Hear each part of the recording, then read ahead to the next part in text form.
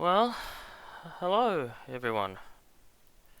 You probably didn't expect to see me back this soon. I hope that everybody had a good holiday and hope everyone had a good Christmas, good happy New Year, happy Valentine's Day, happy holidays. I know I sure have. I spent a good Christmas with my family and just catching up with them, and my New Year's been pretty good. Even to those that probably already hate me by now, I still wish they had at least a good Christmas break. But that is not what I'm here for. I've been looking back at my videos, my old videos, and this is something that I wanted to make for a while now. I figured that since I've already finished my series on Amy Rose, I figured I would do some kind of epilogue, this unscripted tier list ranking of all the portrayals that I've covered of her in my series, instead of like the usual highly critical and downright often negative nature of my previous content. I figured that this one will just be a lot more level-headed, a lot more civil, at least for my standards anyway. I know for sure that I won't be like yelling or raging or anything like that, like before. So I think everybody knows how tier lists all work right now. I found this Amy Rose characterization tier list on Tier Maker. So without further ado, let's not waste any more time and just start off with um, her first portrayal here, which is her DS version of Sonic Colors. It's basically there's um, not much to say about this one. She's only just there for like a few minutes, for like a few scenes, and I said in my video that she had this like one instance where she asked Sonic out on a date, like kind of like how she did in Sonic Unleashed, but um, other than that, it's just whatever. Like even that interaction kind of feels a little like bare bones by that point in the series. So I guess I would put her in the uh, like I don't really dislike this one,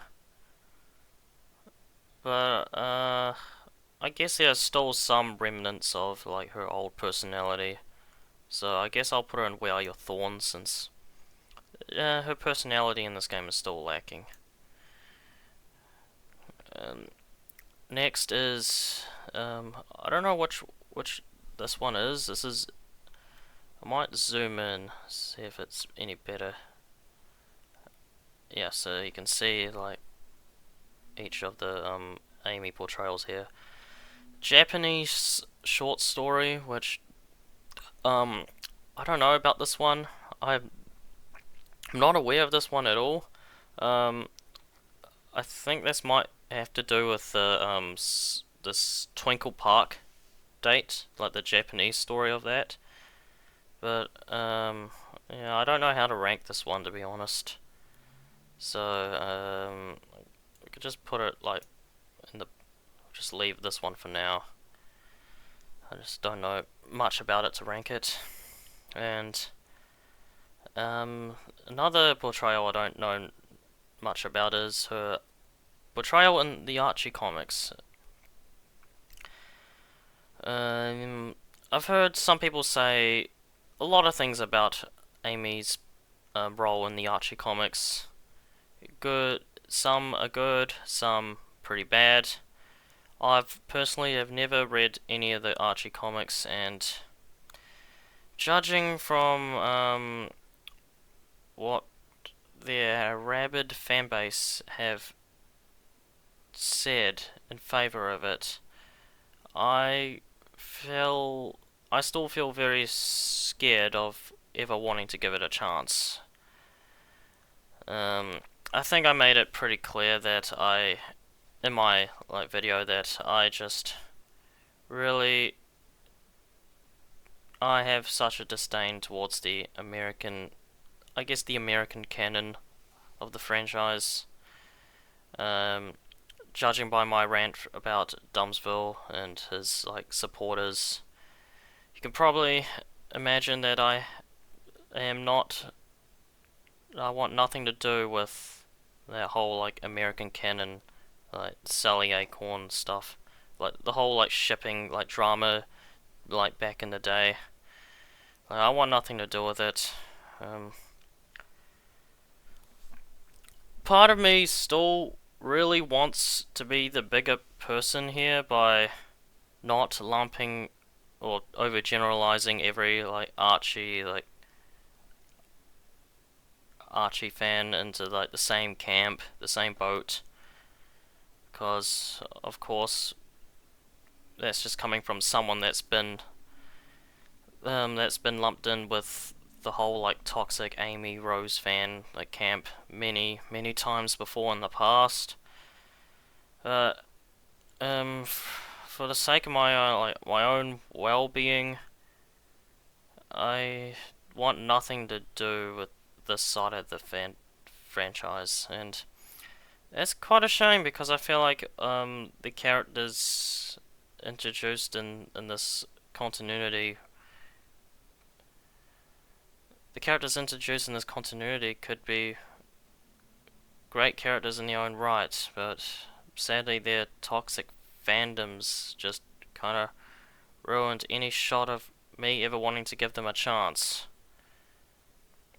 And from my experience, a lot of these toxic Archie stans really only seem to care about Sally Acorn more than any of the other freedom fighters in that matter.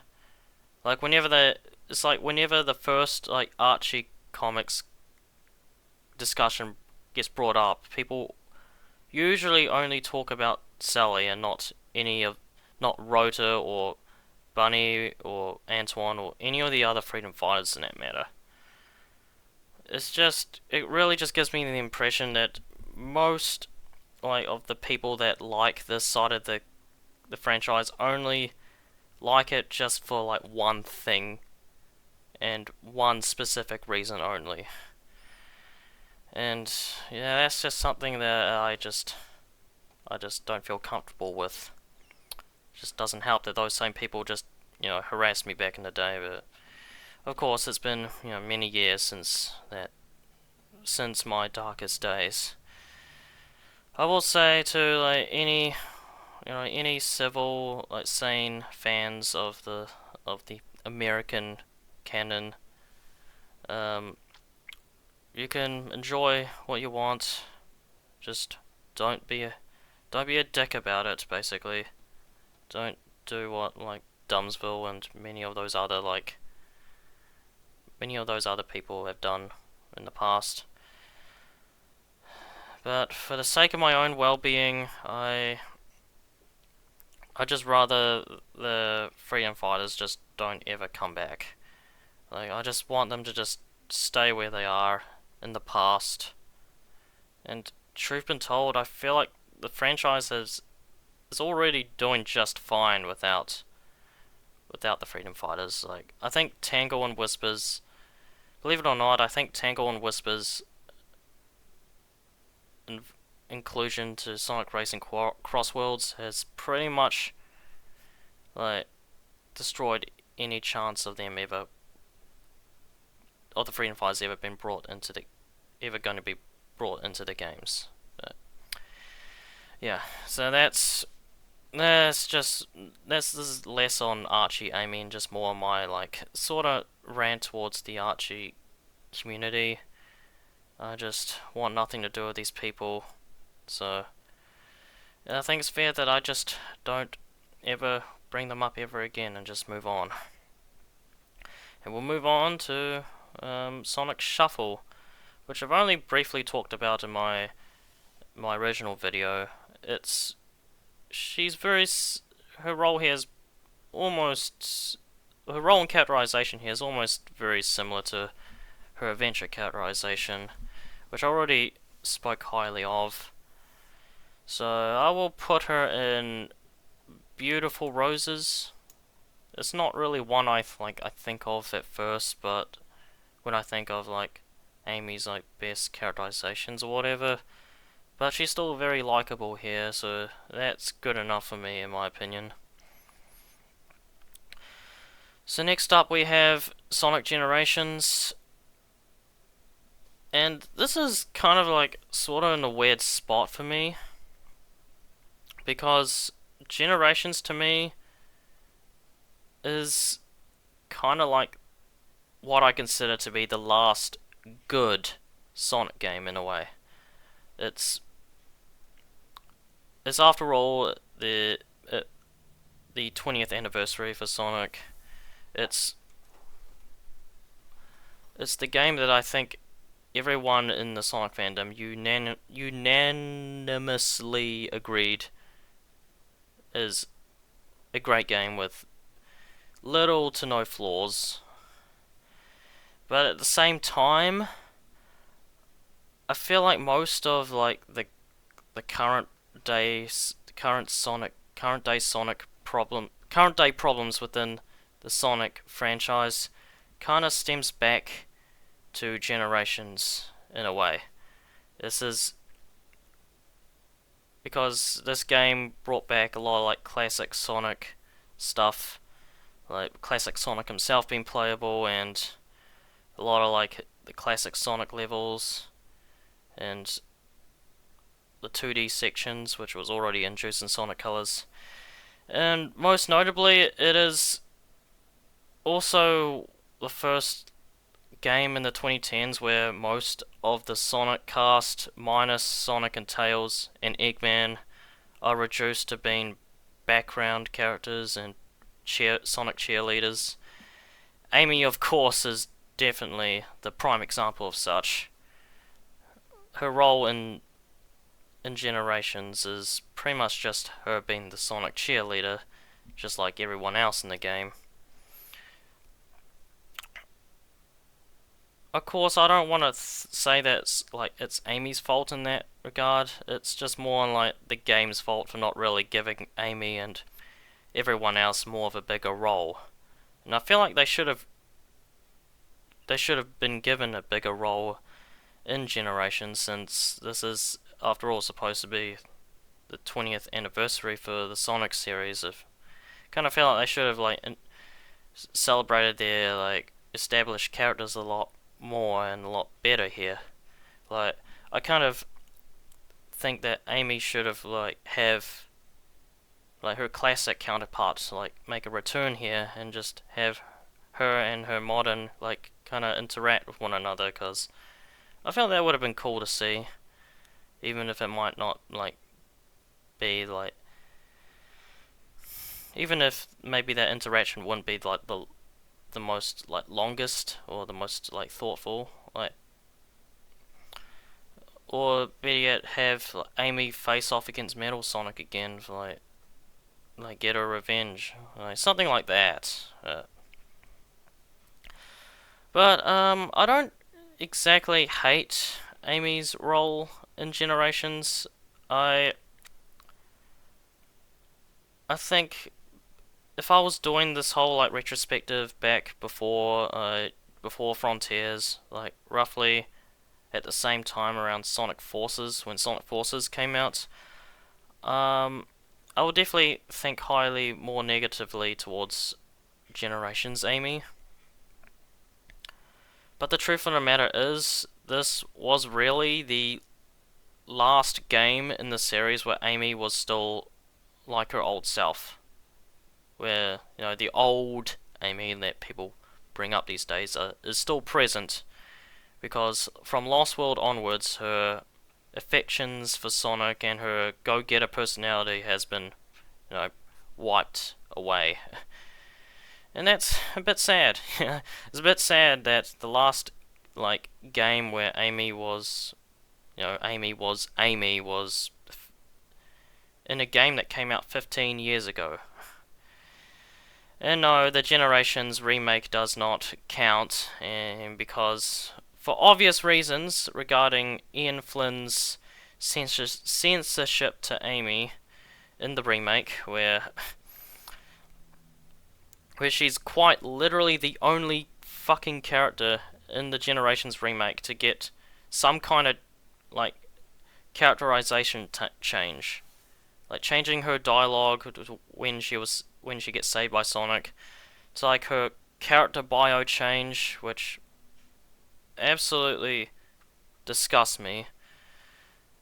Like everything about Ian Flynn's like mistreatment of Amy really disgusts me, and I'll go more into it a little bit like later on, like, in this tier list.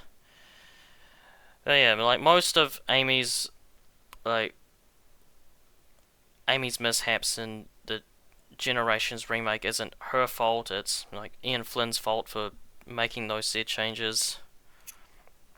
So where would I rank this on this tier list? I don't hate I don't hate Amy's Generations portrayal, but I do think there still should have been a lot more to be done with her in this game. I will put her in the you are off tier. She isn't quite a beautiful rose to me, but I do applaud her for just I don't really applaud her, but I do like appreciate Generations Amy a little bit more now, considering that this is pretty much now, for reasons that Generations is pretty much one of the last like one of the most recent game in the series that I enjoyed, and you know, even if her portrayal wasn't perfect here, she's at least like still herself. So that's something I will give credit to. This is the last game in the series where she truly was herself before she pretty much died in my eyes. So moving on from that, we have Sonic Battle. This is quite a polarizing, controversial portrayal of Amy. For reasons that you can see from like both my like video on her and when you play the game for yourself, she's very aggressive in this game, even more aggressive than her hero's portrayal ever could. Probably even more than her Sonic X portrayal, possibly. Her role in this game really revolves around her and wanting to raise Emerald as her baby to impress Sonic. The problem here is that it usually just plays into like her obsession and more of like a sort of a mental health issue where she literally exhausts herself from like working out to the point where she actually starts hallucinating at one point about Sonic, like in Rouge's story. And that's also kind of another reason why Battle Amy is a bit polarizing to me, is that it relates back to Sonic Battle, the game itself, is that Sonic Battle is, in case you don't know, Sonic Battle is quite a repetitive, monotonous game. It's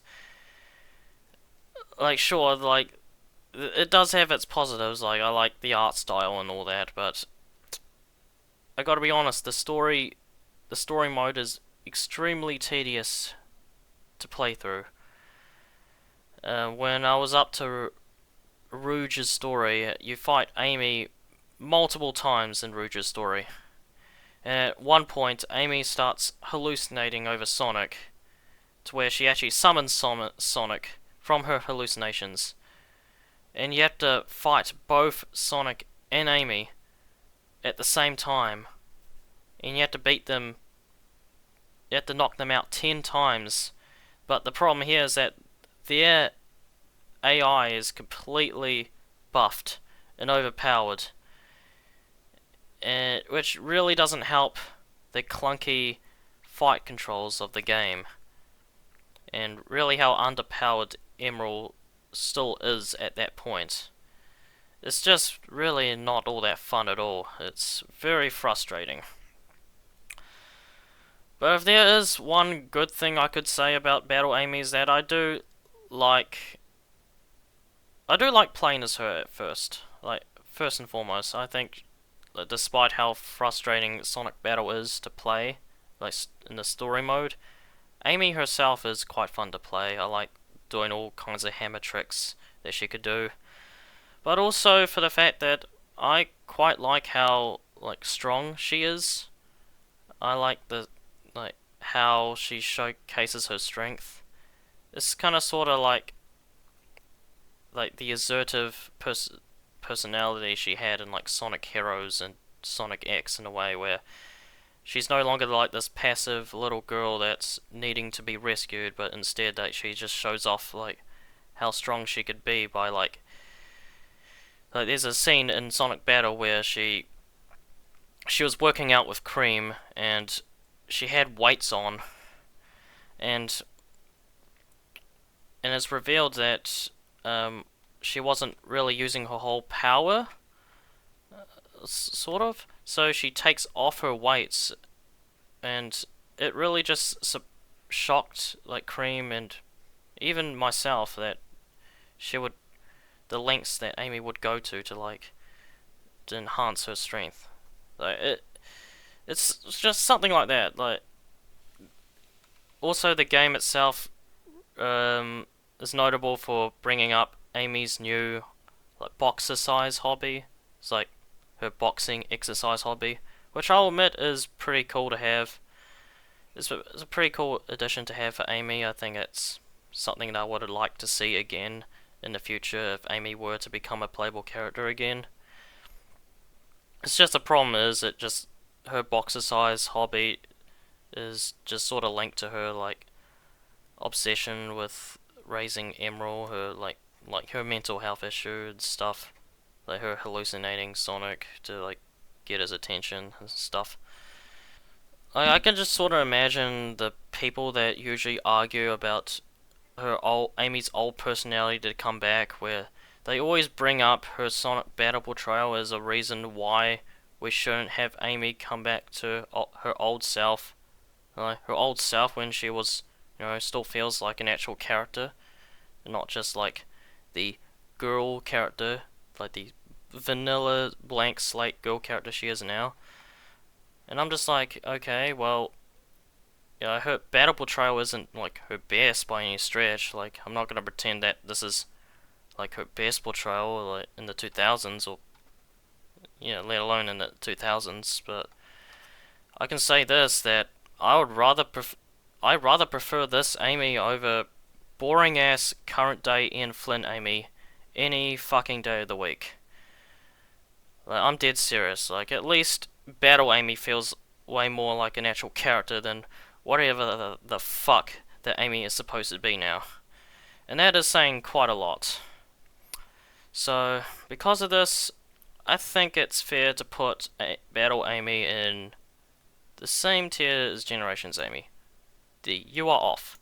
Like, she's definitely pretty off in Sonic Battle, but she still has her thorns, and at times she still feels like a rose, so,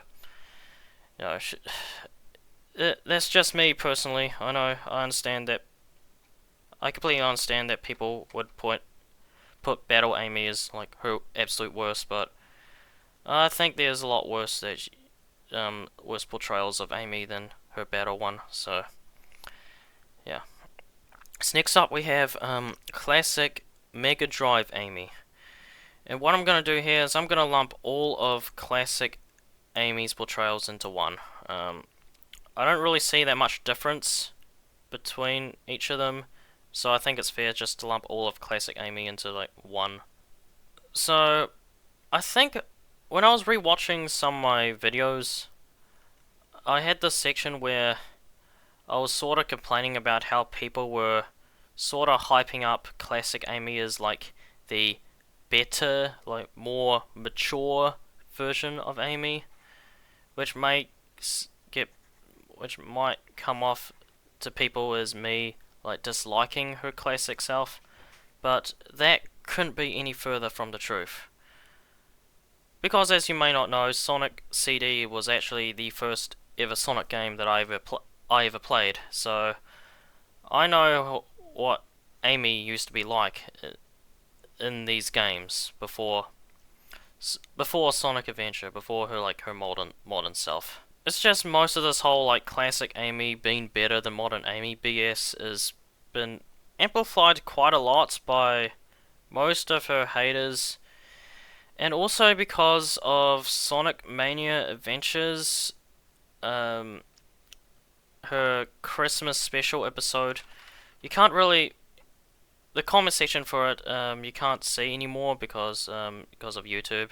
But back when it was still open, there were a bunch of people in the comment section saying that this is so much better than her current personality. It's like, man, Sega, give me this Amy. This is like it's like this whole like glazing with like people acting like Amy never had a good personality other than her classic one. It it just pisses me off to this day because it just proves that Sonic fans just know nothing about Amy's character. And just doing that shit just because they just love to just poke fun at Amy, but also just kind of point out how much of a cuter character that her classic counterpart is. Like again, I don't hate classic Amy, I just hate the fucking arguments surrounding it because it's downright not true at all.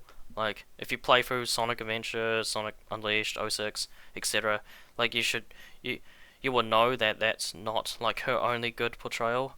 Speaking of Sonic Mania, the whole buzz surrounding Sonic Mania Plus, the hype surrounding it, and you know, there was really soured a lot of my like opinion on classic Amy for quite a while.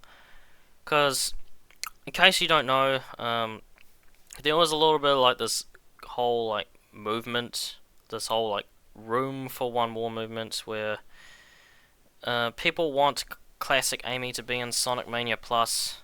And while there were a lot of like supporters for it, a lot of people that expressed their desire in a non-toxic way, mind you, for Amy to be playable in Sonic Mania Plus. There were also a huge handful of like detractors, which is usually led by like Dumbsville, his like anti-Amy crusades back in the day. Just also from like all these like dude bros that just want to strictly make Sonic Mania a boys club with that whole like Sonic like no boys allowed treehouse.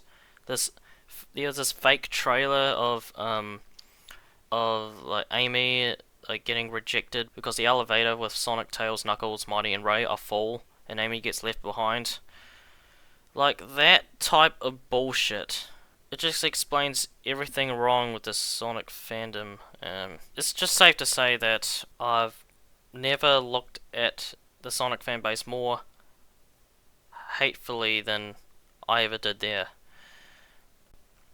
Like, I gotta say, like, the late 2010s was honestly such an awful time to be a Sonic fan, let alone an Amy fan. This, like, pushing, like, Mania aside, like, everything in this, like, during the late 2010s has just been nothing but slop.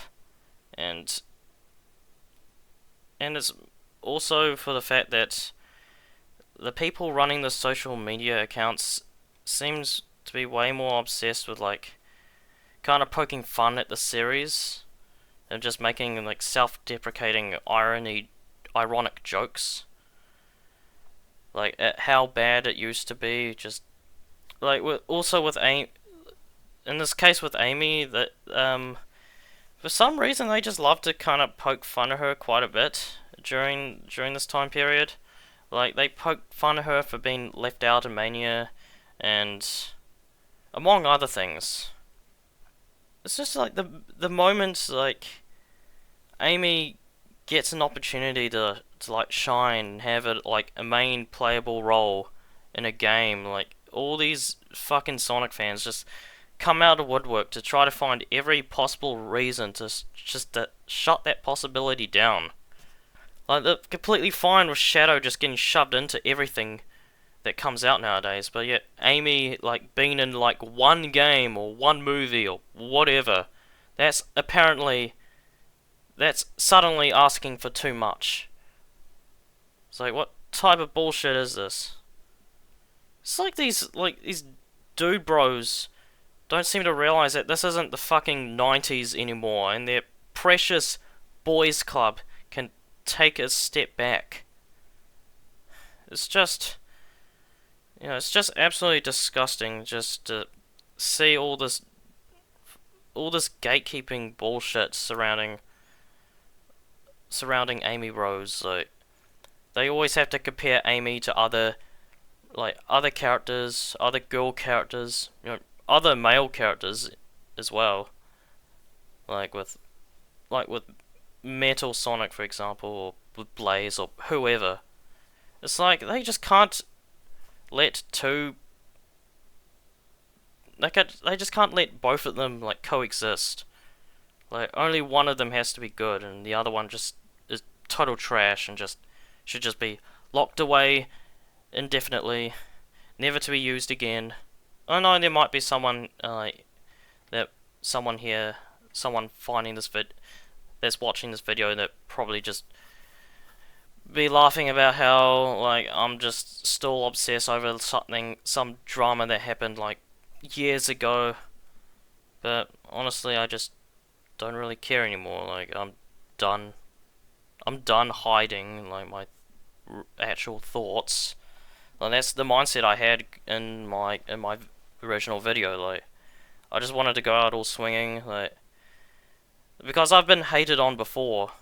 I've been made into a laughing stock a couple of times, and like back in the 2010s.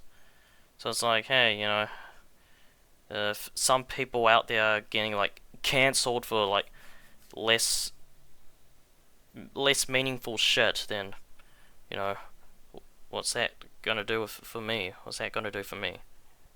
Even if Amy ended up being playable in Mania Plus, like, I would still be here complaining about the blatant misogyny and the toxic negativity surrounding Amy in the Sonic fanbase. Because holy crap, it is just disgusting. It is absolutely disgusting just to see that sort of shit, that sort of misogyny, that like sexism, just been repeated again in like Sonic Movie 3, like the hype for this, like the pre-release of Sonic Movie 3, and even now when people are just like sort of like gatekeeping Amy from like ever getting her own dedicated year, like Shadow did. And it just makes me wonder, like, you never see any of these people complain about like Tails or Knuckles, for example, getting their fair share of screen time, but every time it's like with Amy, then some people just have to like come out of the woodwork and just show their true colors. It's just really disgusting.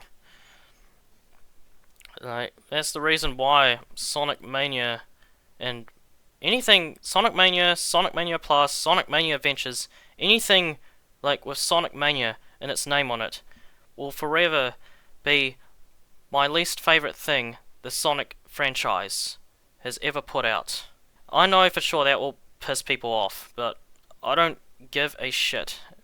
Because, hey, if my like rant towards Ian Flynn didn't turn people off already, then me saying that Sonic Mania sucks ass definitely will.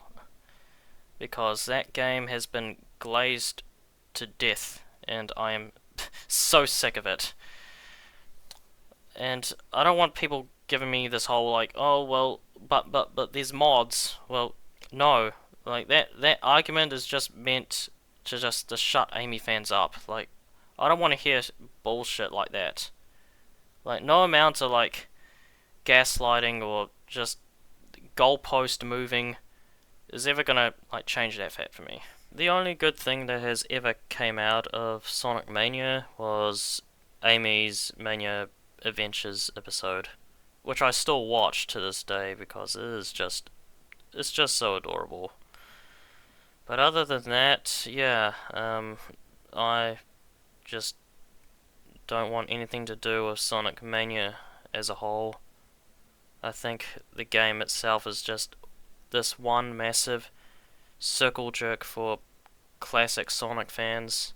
And honestly, everything that Mania does has been done better in Sonic 1, 2, 3, even CD even, or better yet, even the Advanced Trilogy, even the GBA Sonic Advance Trilogy had way more unique ideas and was more faithful to the original classic era games than Mania ever was. So that's just my toxic experiences in the Sonic fandom, like regarding like classic Amy and just Amy Rose in general. Like this whole series, like just believe it or not, like this whole fan base and even this whole series itself is just rooted on misogyny. And yeah, so while negative experiences aside, I still very much care for classic Amy. Like she is, after all, the Amy that I first saw, like I first got to know of. So that's something I have to give credit for. So for that, I will put her in Beautiful Roses. All three of them. I think putting her below Sonic Shuffle is respectable. Yeah. Um, Now we have Adventure 2, and kind of a weird one because I still think she's very much likable here compared just much like how she was in Adventure 1.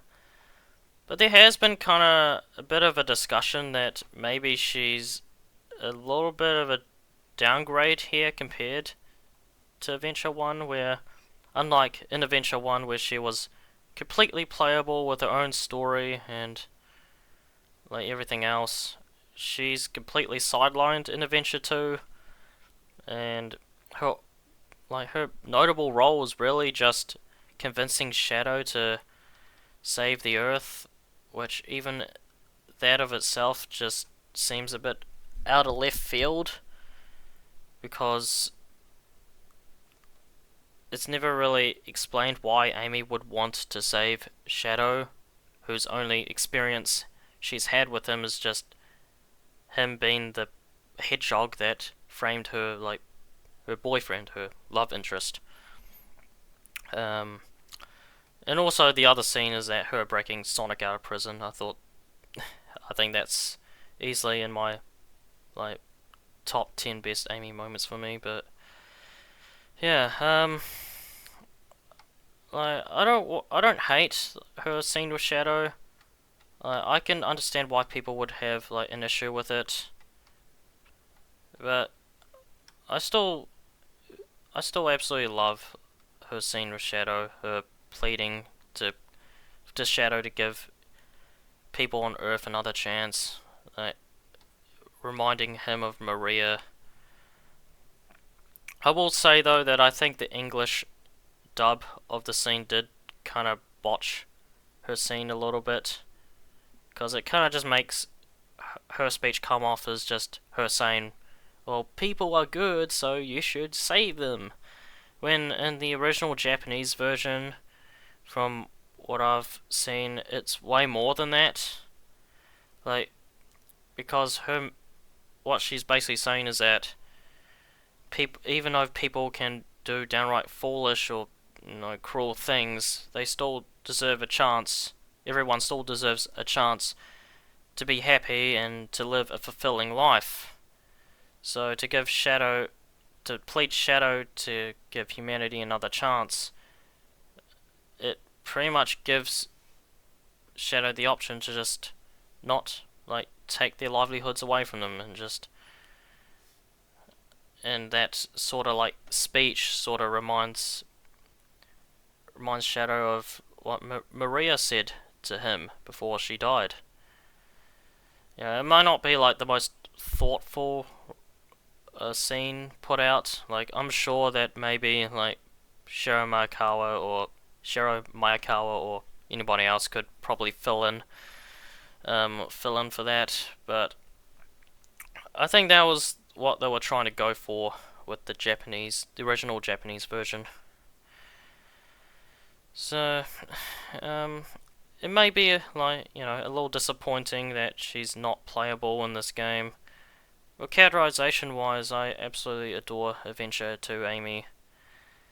I don't know if I would put her in Perfect Roses.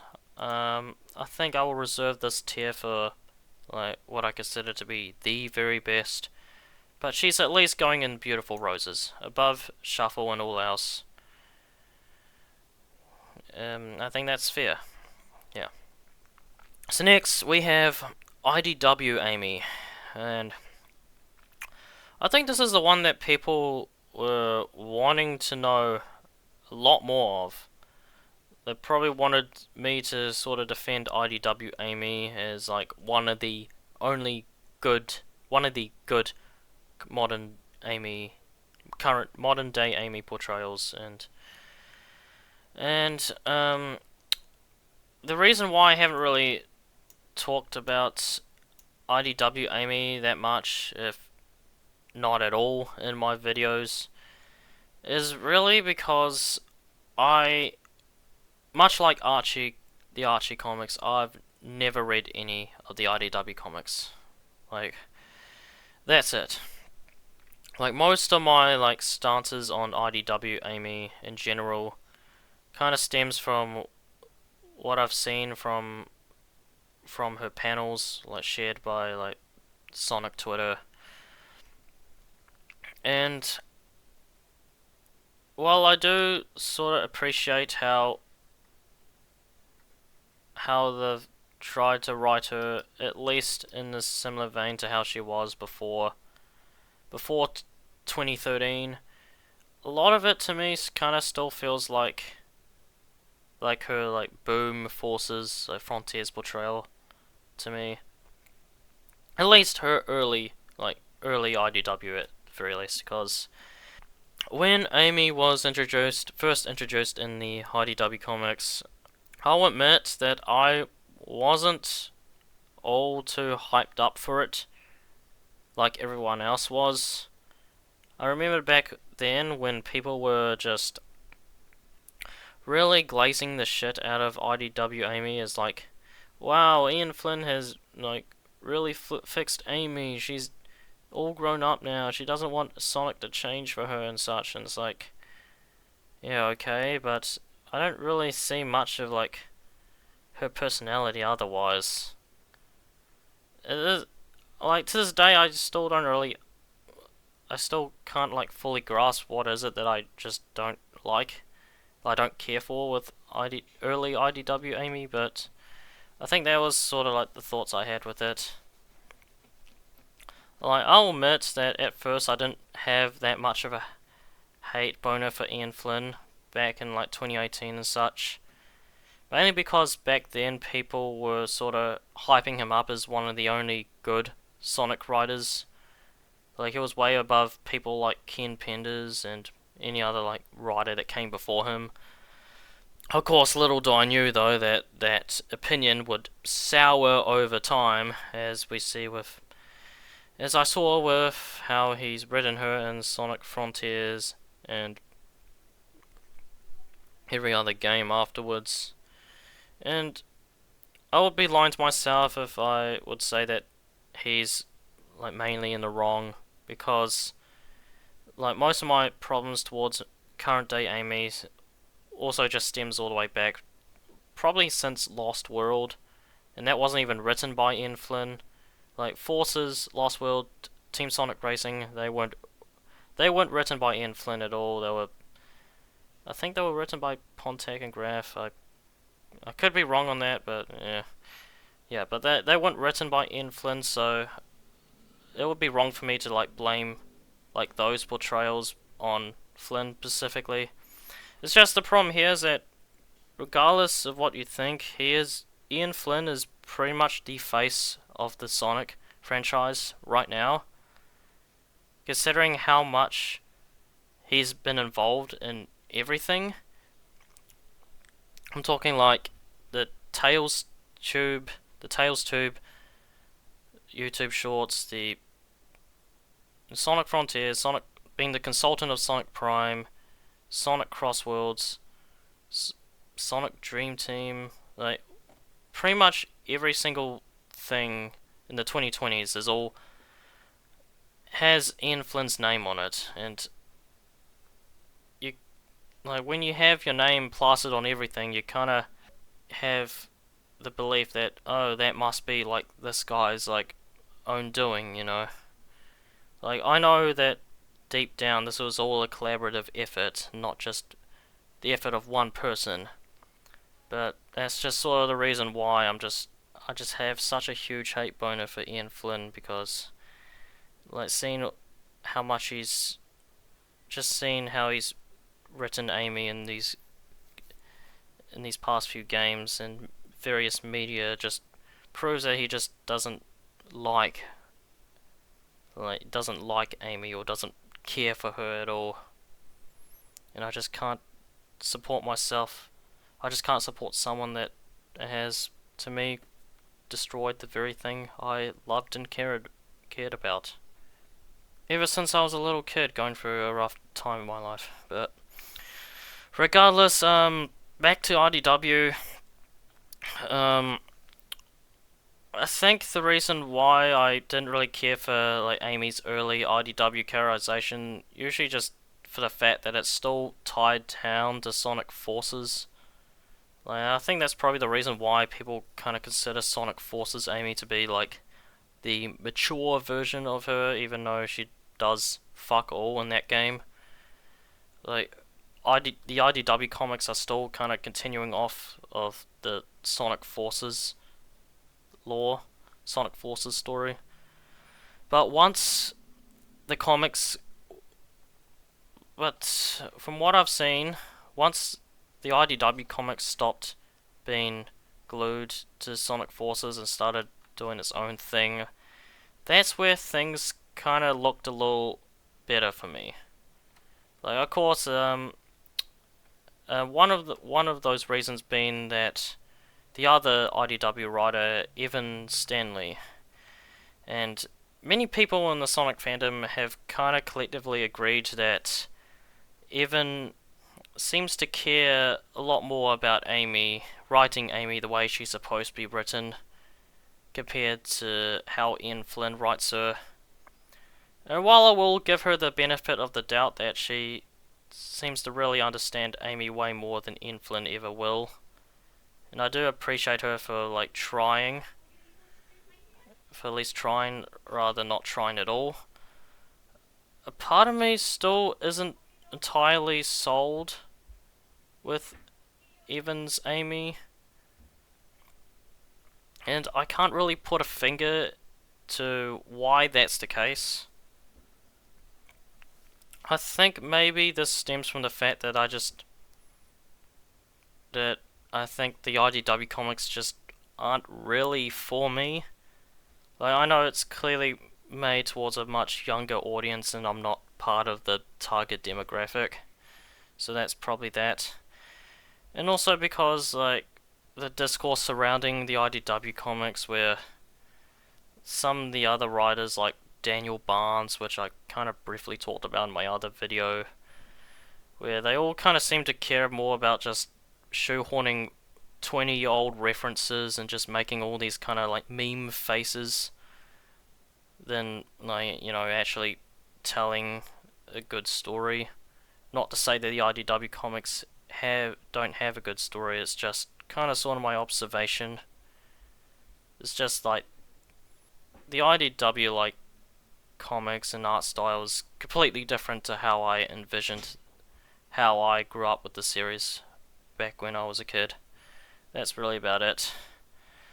So, to conclude my portion on IDW Amy, I do appreciate the efforts made in trying to write Amy the way she's supposed to be written, and not being as like downright deplorable as the rest of her 2020s portrayals are.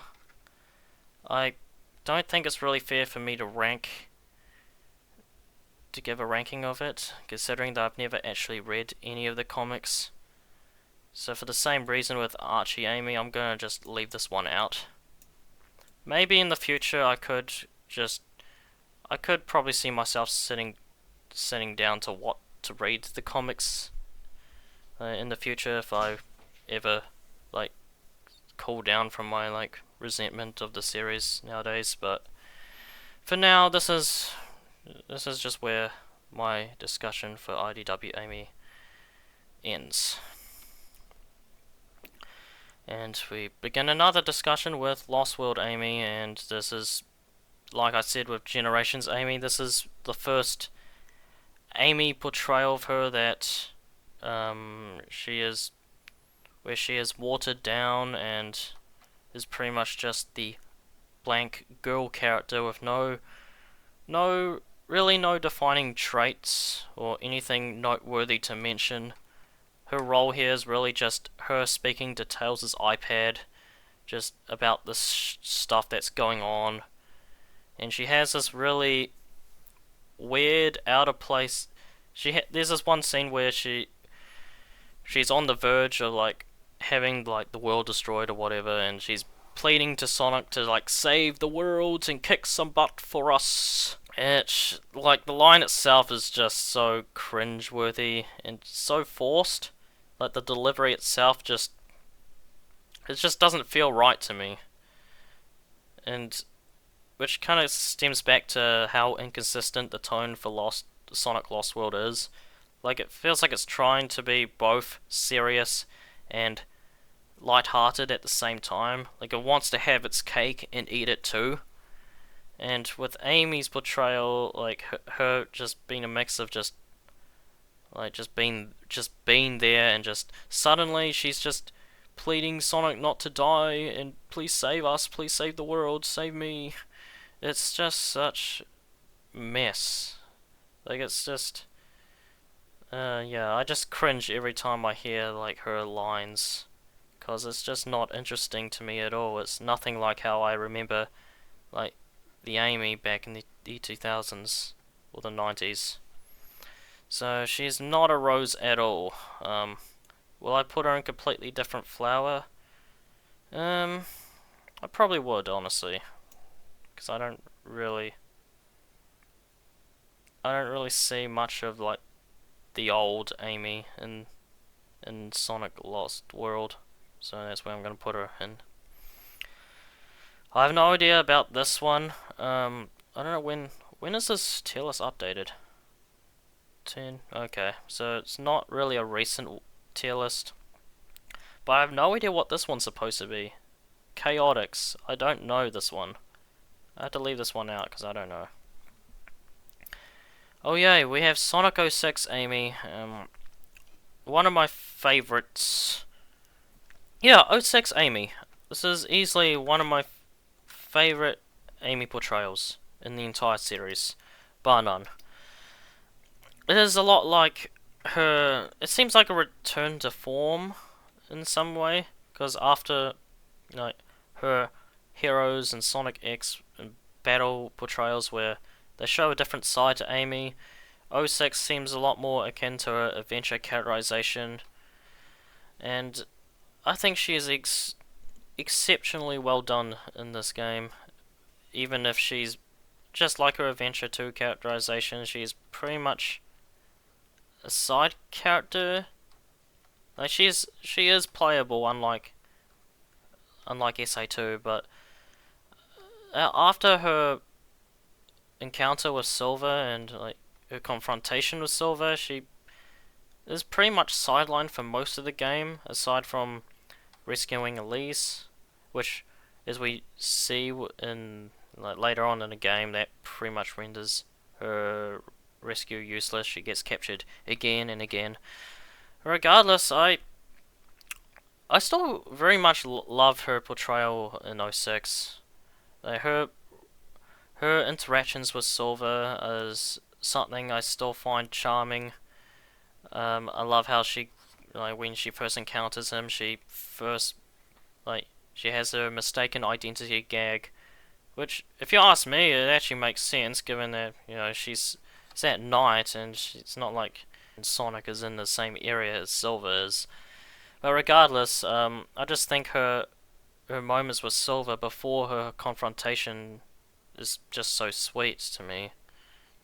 Like, she seems so like happy and just full of life, while Silver's just out there trying to find Sonic or the Iblis trigger in that matter, which Amy obviously doesn't know anything about before that at that point. But when Silver tries to kill Sonic, Amy saves him. Amy saves Sonic, and that to me ensures that Amy has her trust on Sonic and Sonic has his trust on Amy, as proven where Sonic thanks Amy after she saves him. I also love Amy's confrontation of Silver. I think it makes perfect sense for her to be on Sonic's side, much like unlike what most people believe.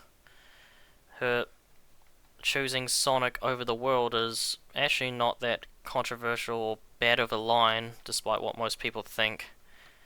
It's just more on the fact that people just don't fucking understand subtext or actual good writing, actual good character writing. If I ever hit them with a textbook, but yeah, I say there's a lot of iconic moments for her in this game. Like I said before, with her scenes with Silver, but also with saving Elise. They have this conversation about Sonic, which might seem a little cringeworthy since both Amy and Elise are talking about the same person, but they obviously don't know who it is. And given how knowing Amy herself, if Amy ever finds out that Elise was actually talking about Sonic the whole time, she would probably be a little pissed, but she's not here, and I do appreciate it. Even when in the final story where Elise saves Sonic or Elise kisses Sonic, Amy doesn't react at all, and that might seem a little weird to people that just know her from her more I guess her more assertive portrayals of Amy. But I think it's very much appropriate for Amy to not react negatively towards Elise in that scene. I think it just proves that Amy trusts Elise with her with her heart to rescue Sonic. That's even proven in the very next scene afterwards, where just before Sonic's friends go out to get the Chaos Emeralds, that Amy tells Elise to watch over Sonic. It's just moments like that that Sonic fans just don't seem to don't seem to remember or just know of. That they just don't seem to point out. So a part of me still wishes that she could have done a lot more in this game. There's obviously her playable role, which we all know is quite literally her worst playable outing to date. At that point before Sonic Frontiers, and that was also again her final 3D playable outing before Sonic Frontiers. However, her Project 06 playstyle absolutely decimates her vanilla 06 playstyle, bar none.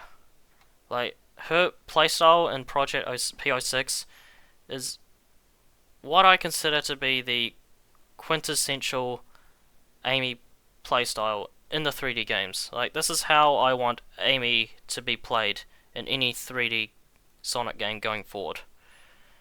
You know, people can just bring up Sonic Frontiers and her, like, tarot cards and shit, but, like, I don't want that Amy. I want this Amy. Like, this is just proof that you can make Amy fun to play without needing to make her some kind of, like, Sonic clone, or just changing her to be some kind of, like, insufferable girl boss or something. Like, you know, she could be strong in her own right. So it's basically what I'm trying to say here. So yeah, sure, there might be some might say that she might be like a bit underutilized in this game, and I don't blame you, because I wish she had more levels in the original '06 game. But characterization wise, she is pretty much near perfect to me. Like, I think this deserves to be in the top tier, because I just love '06 Amy.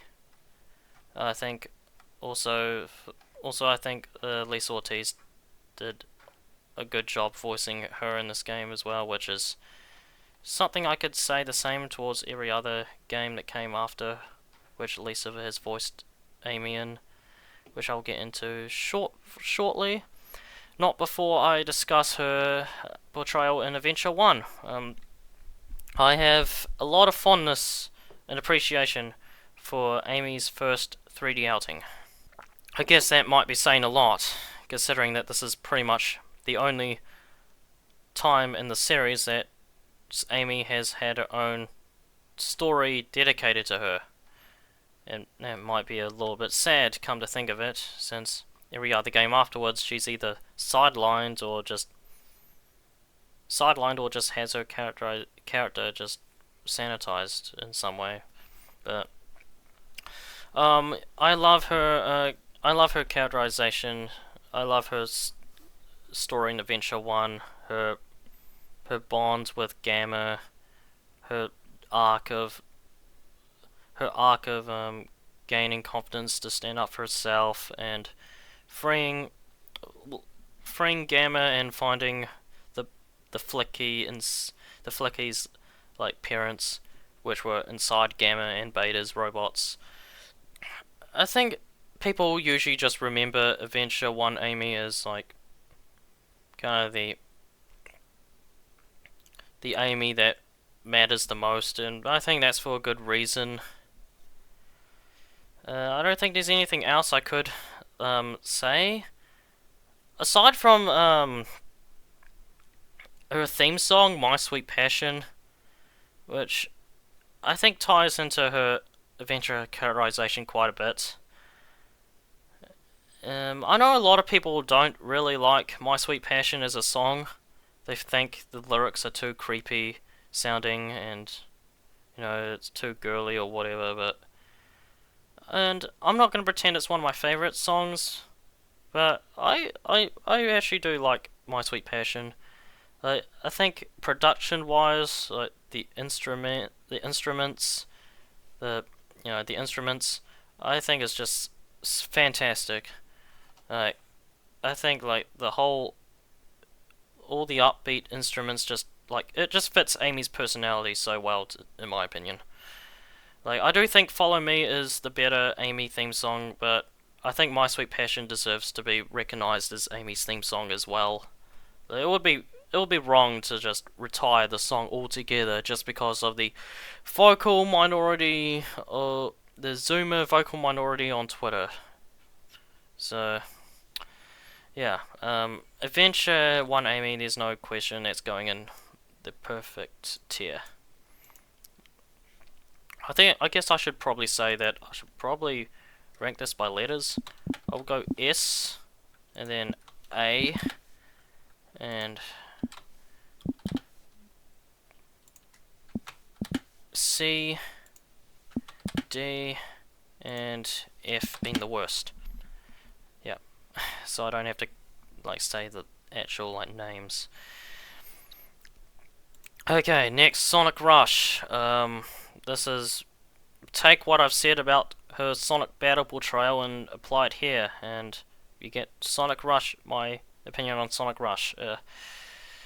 Again, this comes out this was at a time where Amy's characterization has kind of gone to this like weird shift of her being more assertive and aggressive, but also still has her small layers of like politeness and sweetness. Okay, I don't think she was like polite in this game, but she at least still has her moments with like Cream and Blaze, so that's something to go for. Speaking of Blaze, I gotta be honest, I do not get the hype for Blaze at all. And I think part of it is just due to the fact that like, the whole narrative that made by the Sonic fanbase that Blaze is the only good female Sonic character really soured my whole opinion on Blaze's character entirely. For something that isn't even her fault, because so many of these like dude bro Sonic fans were just kind of gassing her up and just dismissing every other female character that isn't like your stereotypical girl boss to be some kind of like shit character with nothing good to mention about them. Aside from that, I just don't really.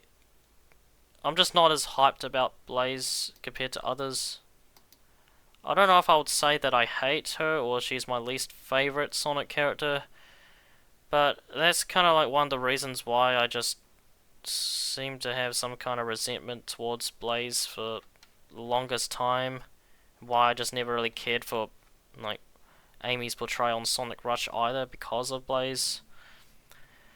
Um, However, pushing those like resentment aside, I do actually kind of like her Amy's interactions with both Blaze and Cream. Even if I think that she probably didn't really need to be in Sonic Rush. Like just like how Knuckles doesn't need to be in Sonic Rush either, because from what I've remembered, I think his only role in that game is just to break down a boulder, and that's really about it. Like, I think the story in Sonic Rush is really lame, like all things considered. Like I think Amy's like portrayal in Sonic Rush is just one of the problems in that game. But regardless, I would probably put this in the same tier as Sonic Battle Portrayal. I might put it I might put it a little bit below Battle, but obviously these two can be like interchangeable for me. Like they're definitely off. Like these mid 2000s Amy portrayals are definitely off by any stretch, by like every single way. Like, but they're a lot better than what has come after, and I'll take these two Amy's over Ian Flynn's like sanitized versions of Amy any freaking day. So next up is Team Sonic Racing, and this is easily going an F. I hate her portrayal in this game. Just because of how much of a nothing burger she is in this game, and how bad the story mode is. I have to say that out of all the games in the 2010s, I think Team Sonic Racing probably has single-handedly the very worst dialogue in the 2010s. Like the story mode dialogue is just so bad and so bland and cringeworthy that it just absolutely frustrates me how anyone would think that this is much better than any of the games before then. Like any of the games in the 90s or the 2000s. Like this isn't even Amy Rose anymore. This is just generic female girl character. This is just this is just generic girl character number 67. Like this isn't even Amy Rose anymore. It's a completely different flower, and maybe not a flower, but instead like a potato or something. I don't know. Sonic Frontiers. I gotta say, So Sonic Frontiers was something I've been waiting on during that drought period between Sonic Forces and Frontiers, like roughly around the same time as Sonic Colors Ultimate being the only notable release back in the 2020s. And yeah, I couldn't be any more disappointed with how Amy's portrayed in Sonic Frontiers. I just felt like the game didn't do anything to really get my attention. It didn't really elevate Amy's character in any way. I felt like the only thing it's really done is just kind of degrade her even further by bringing up old references and just sort of sidelining her like energetic personality with just something so bland. I have to say that Sonic Frontiers is probably the most disappointed I've ever been in a Sonic game. Like, ever. Uh, Amy's Frontiers portrayal personally offends me on the personal level because of what she isn't, basically. Her gameplay in the Sonic Frontiers for Final Horizon update also didn't do anything for me.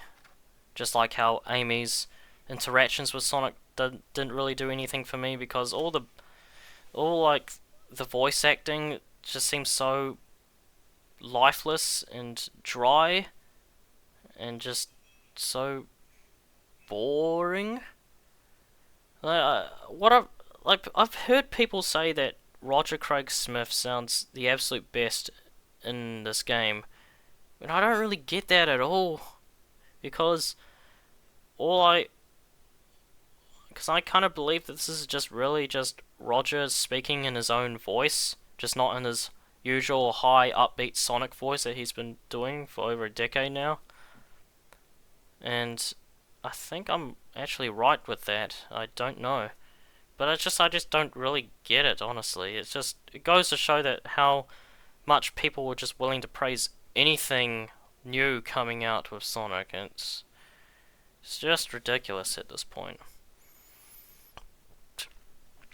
Yep, and her gameplay, usually I would be so happy that Amy's finally playable again after like literally 15 years of not being playable in a mainline Sonic game.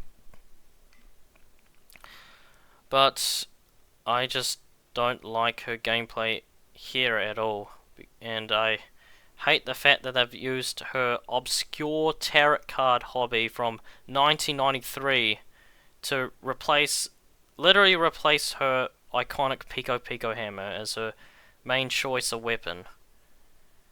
It's just so weird that Ian Flynn and everyone else in the Western Sonic team have been kind of pushing her freaking tarot card hobby as now this main part of her character, when it never really was. Like the only thing, it was really just this small hobby that she had back then, and the only reason that she had it was because tarot cards used to be a common hobby among Japanese girls her age at the time. It's like ever since with Frontiers and the IDW comics and the Tales Tube shorts, the fucking mobile running games like the Sonic Forces Speed Battles, such like they've been shoehorning her fucking tarot card hobby down our throats so much, and to the point I just fucking hate it. I just hate it every time it's ever brought up. Like, yeah, it's been brought up like a couple of times before in like Sonic Battle and Sonic Chronicles from what I remember. But at least then they were at least a cute callback. They didn't like overstay its welcome. Like, I probably wouldn't have hated her tarot card hobby if it wasn't like shoehorned as part of her like main gameplay mechanics. But they just kind of make it part of her personality now, and it's just quite heartbreaking to see. Like she went from a a go-getter girl with a huge crush, huge boy crush, to like this fucking magician that can like read people's minds or something. I don't know. Like, I don't know what Amy's supposed to be now, but she's definitely not the Amy I once loved. So for that, I'm going her in F. There's no other tier to put Frontier's Amy in.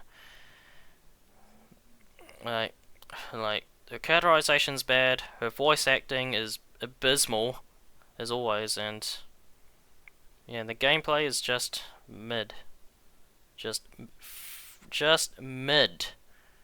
Just mid. Mid at best. And speaking of mid, we have Sonic Prime. Also another version of Amy that I feel personally offended by. And when Sonic Prime first came out, I remembered being so angry about it that I posted on my Twitter account explaining why I hated it, and Amy being being as generic as she was in this show is my main source of anger. Of course, maybe looking back at it, maybe I could have handled my anger much better. I probably could have just like took a few days off to kind of like cool down a little bit, because when I posted when I posted my thread on Twitter, someone I knew who I thought I was close with just cut me off, and to this day that still broke my heart. It just broke my heart to see someone that I cared about just sort of like cut me out of her life because of how negative and miserable I was at that point. Because everything I've been talking about was really just about my hatred towards modern day Amy, and I guess that my ramblings and rantings just really is just something she couldn't handle anymore. My ranting on Sonic Prime just was the final straw for her, and that's just sad. But regardless, I was completely disappointed with Amy's portrayal in Sonic Prime. She's once again just sanitized just to be the generic girl character, but without really any defining traits or personality. Her design here is actually censored. Like her dress, like her backless dress has been covered up, and that is something that I fucking hate so much. Like, I don't know why stuff relating to Amy nowadays has to be some kind of like controversial topic with needing to fucking change her design in some way. And that's really something that Ian Flynn also wanted to change about Amy too, that I forgot to mention in my video, is that he also wanted to change Amy's design, just like how he also wanted to change Amy's personality. Like, in his interview, he said something like that he wants to change Amy's like dress to like something like her boom appearance. And I just gotta say that if there is a moment in the series where Amy's like current design gets changed, like I'm already very angry to how like Amy's dress has been censored in like games as of recent. But the moments that they actually replace like her dress with her boom design or whatever, then that's it. That's the moment that I'm officially out. Like, that's it. Like, I'm already signing my waiver to like leave like this franchise for good. But if that moment comes where they replace her design altogether, then that's it. I'm out. Like, no more, no looking back, nothing. Because I just can't stand any discourse surrounding Amy, specifically her design, or like anything else with Amy in that matter. Yeah, it just felt like in here it just felt like censorship just for the sake of censorship. Like it just felt tacky. Like the the change just felt really tacky. It didn't really they don't really need to change her design, but they did, and it doesn't look great to me. Um, there is one notable thing about Sonic Prime though, and that's Amy's alternate counterparts, Rusty, Thorn, and Black Rose, which are not on this tier list, not on this template. But I will say that they definitely will be much higher on this tier list if they were on there. But in case of Sonic Prime Amy, she's definitely in the bottom, below Sonic Frontiers, but not by much. I think as a show itself, I think Prime is, eh, I think I was a little too harsh on Sonic Prime as a show. I think if it not for Amy's portrayal, I do think it's at least a little more enjoyable than Sonic Boom, which is the next portrayal I'm going to talk about. And I think it's a lot more enjoyable than than the 90s Sonic cartoons. But yeah, that's just one of the things I'm just completely frustrated about. It just kind of makes me wish that when can I just get something that I don't need to set my boundaries to, you know. Can't believe we still have a lot more to go. I'll try to get through as much as possible, because there's still a lot of things I want to talk about here. But okay, we have Sonic Boom Amy now, and this is something I've also been kind of struggling to grasp my opinion on, because before I would say that this is Boom Amy's probably the version that I've hated the most. Like, I have so much resentment for, of the most resentment towards, before Frontiers and Sonic Prime and stuff, because of just how much has influenced every other portrayal that has come after her. But at the same time, this is also one of the very first Amy's that most people probably first encounter. I said before that some of the TV shows kind of introduced a new generation of Sonic fans in some way. Like, I was personally introduced through Sonic X, for example. Like, that's kind of the show and the tone that I grew up in, and with Sonic Boom, that's kind of what the kids of today grew up with as well. So it's kind of hard for me to kind of talk about this one without me just shitting on someone's childhood or whatever. But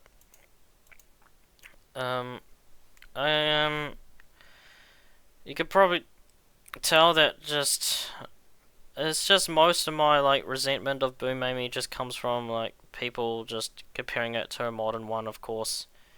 It's been going on for a tale as old as time, basically. It's arguments I've seen for years. I really just don't want this to be me bashing on Boom Amy even further, because I've already done that enough in my video already.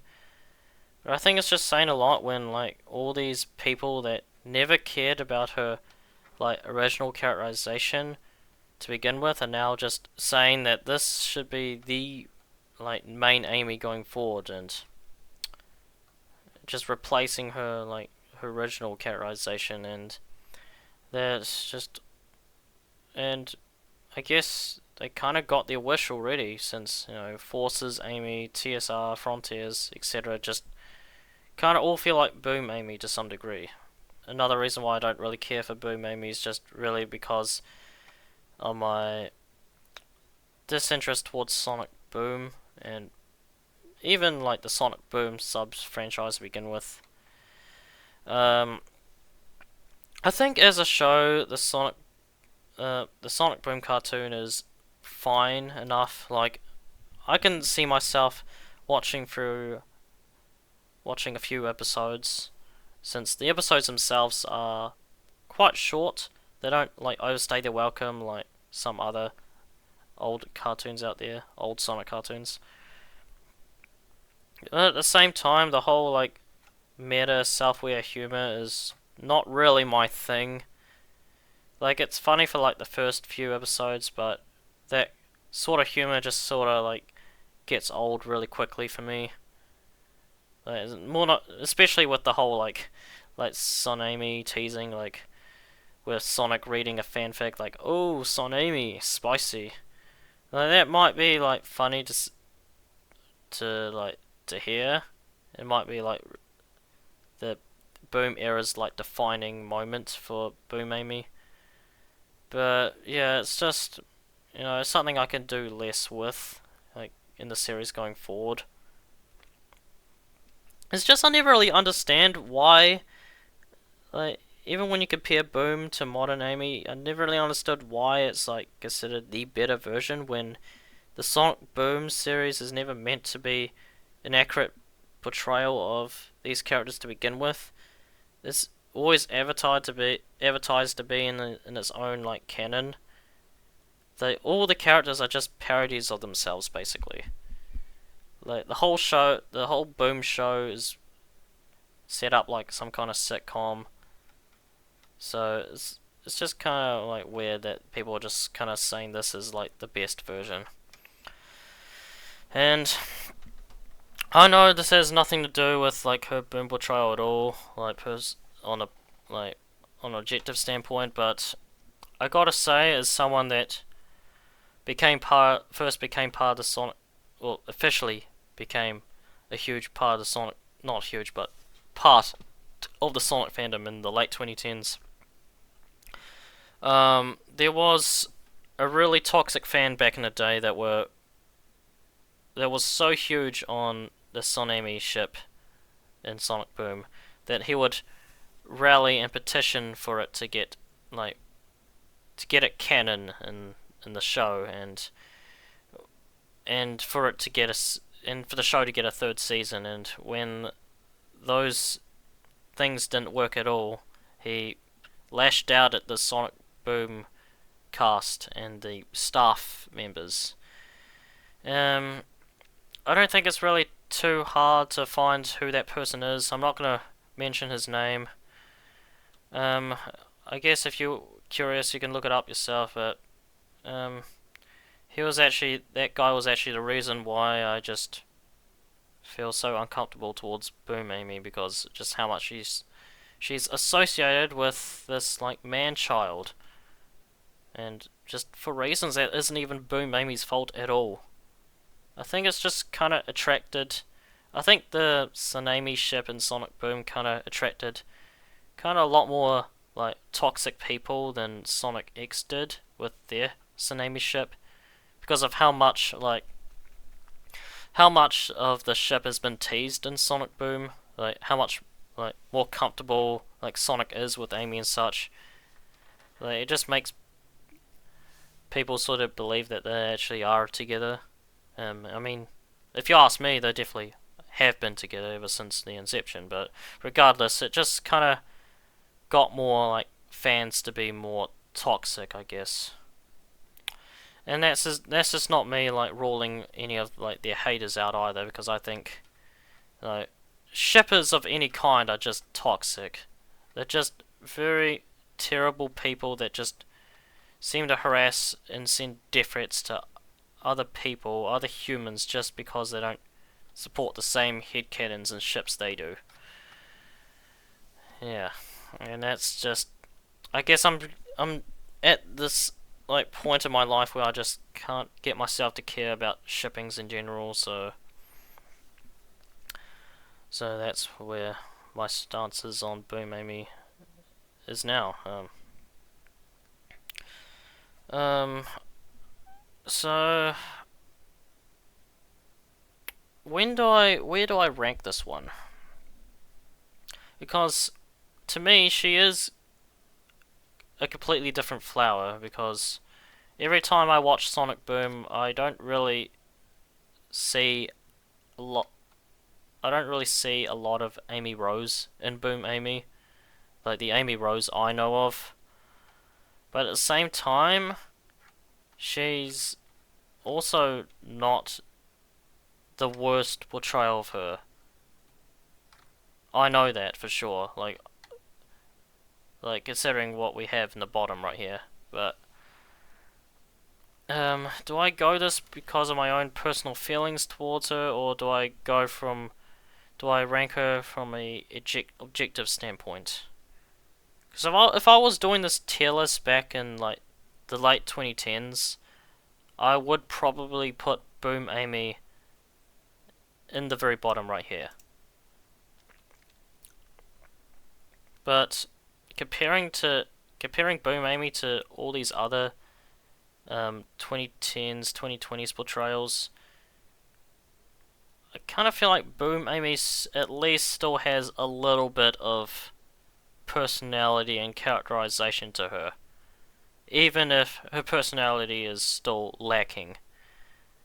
I guess that's just supported by the fact that she still has more screen time than any of these combined. So, um, I guess I could leave my personal like resentment towards Boom Amy aside for now. And I'll put her in D, not a rose. Like, she is a completely different flower, but she is at least a flower nonetheless, just not a rose. I'm putting her here just because I also want this to be the final time that I will ever talk about Boom Amy or ever mention her, because it's been years and I want to move on. So we'll move on to her portrayal in Sonic Chronicles: The Dark Brotherhood. Never mind her Sonic Battle portrayal, this is probably the weirdest portrayal of Amy. In the 2000s at least. It's a lot. Her Chronicles portrayal is a lot similar to her Sonic X portrayal in a way. Like, even the art style and characterization in this game is very similar to how they were in Sonic X. Given that this game is quite literally an RPG where you can control how all these characters react, to you, it's probably a bit like, I think it's a little bit wrong to kind of consider this like an actual characterization of her when it can be like, when it is literally controllable in some way. But I gotta say, even if this is probably the least like accurate portrayal of Amy up to this point, I do actually enjoy her Chronicles portrayal quite a lot.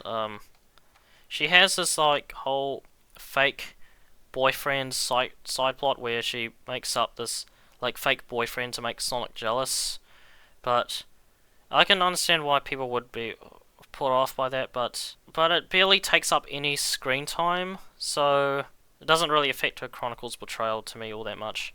Like, I don't think Amy should be like going around like making up fake boyfriends to make Sonic jealous or whatever, like in any like future games. But aside from that, like all of her like interactions I've seen of her, like that I've yeah that I've seen of her, I actually quite enjoy. Not just with Sonic, but also with Knuckles, with Tails, with Shade the Echidna even, who I actually enjoy quite a lot. I love Shade the Echidna. I think she's a great character, and it does still makes me sad that she's no longer part of this series due to a certain lawsuit that has prevented her from ever showing up ever again. So I think because I think she could have been a good like character to be on like to be in the series. She could be in. I could honestly see her as part of like Blaze and Silver's team because Shade, just like Blaze and Silver, Shade kind of has that similar like displaced vibe to her.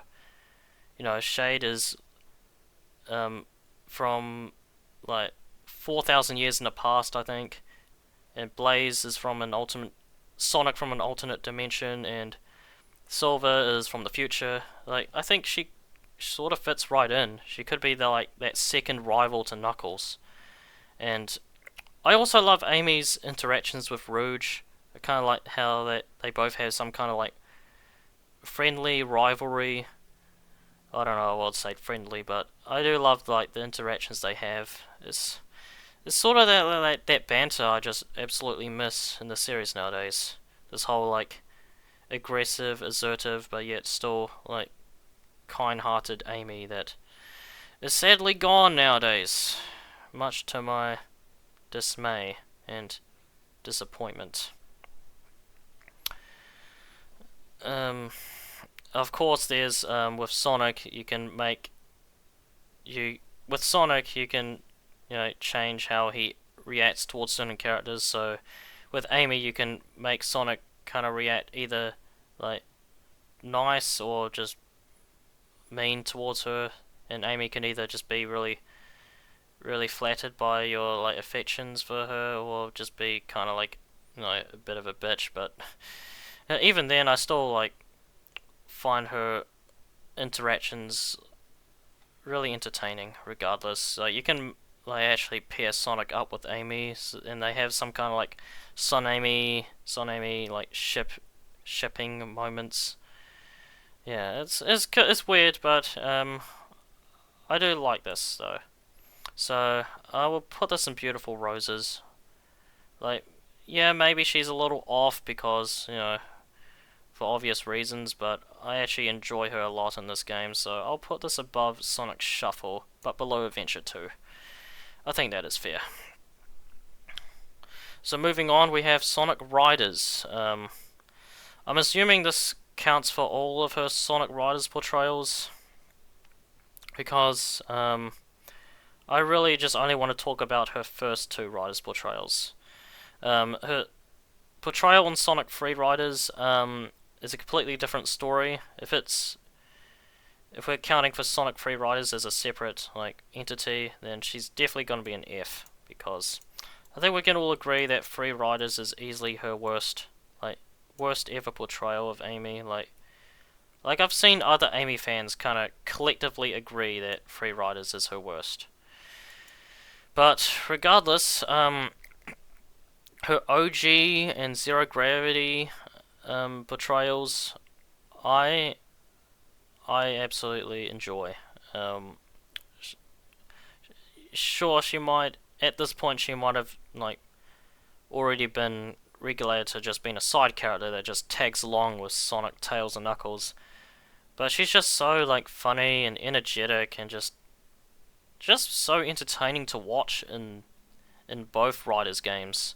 Like the games themselves just do such a great job like making her look very expressive. Like people have already given so much praise towards the Riders' art style and animations, and this is just no exception. I will say something that if the series wants to give Amy a Sonic X inspired portrayal of Amy in the future, then I think Sonic Riders is probably the best like inspiration to go off. So I think this is how you can do a Sonic X inspired portrayal right, in my opinion, without just completely like butchering her like butchering her old personality, but still like just keeping her assertive, like aggressive, like side to her without like completely going over the top, in my opinion. So for that, I'll put her in S. I'll put her below 06. Next up, 05. I think this is Shadow the Hedgehog. This is also going in Beautiful Roses. I'll put it above Chronicles, below Adventure 2. This is the first game where she is voiced by Lisa Ortiz from Sonic X. It's just really nice to hear her voice here, because I like her in Sonic X, but I think this is nice. This is a great game to finally like hear her like sweeter side to her. She only has like one mission in Cryptic Castle where you have to find cream and cheese. I love her interactions with Shadow and how much she cares for Cream, and just how much of a sisterly bond she has with her. I know their like interactions haven't always been the most positive, but yeah, I do admire both Amy and Cream as sisters. They seem to have the sisterly bond that I enjoy so much. So for that, she goes in the A tier. Now next up is Sonic Heroes. Amy's like Heroes portrayal often gets thrown around a lot as a way to show Amy at her worst, when it can't be any further from the truth to me. And I think this is probably just due to how people just don't really like Sonic Heroes as a game in general to begin with. And I know that game has a lot of flaws. Like I know like no game is perfect by any means. Like I understand that Sonic Heroes has a lot of flaws, but I love Sonic Heroes personally. Like this is one of my favorite Sonic games. I actually think this is one of the better Sonic games in the series. It's just a lot of fun time, and I love playing as Team Rose. I think they get the extra credit by being like the easy mode team, which might be a little less enjoyable to play through on like replayable like on multiple playthroughs, but it's great for beginners where I was a beginner when I first played Team Rose, so they were at least a fun time for me. But characterization wise, I absolutely love how they made Amy this like they gave Amy this leadership role. Like unlike in Adventure 2, where for the most part she's like sort of just passive, just in the sidelines, just waiting to get captured by Eggman. Heroes Amy takes up this leadership role where she leads Cream, she helps Cream, Cheese, and Big find their long lost companions, and Amy herself tries to find Sonic, of course. It should be worth noting that like her being a leader isn't like a bad thing at all. Like this is something I've forgot to mention in her IDW portrayal. That there's nothing wrong with Amy being a leader. Like I think that her being a leader actually works for her like personality and such.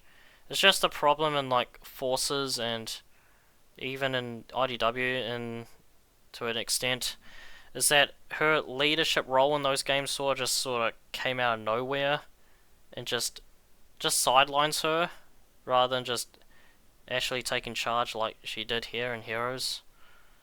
The biggest thing that people bring up with Amy Rose in Sonic Heroes is her interactions with Sonic. Her line that Sonic, this time there's no way out of marrying me.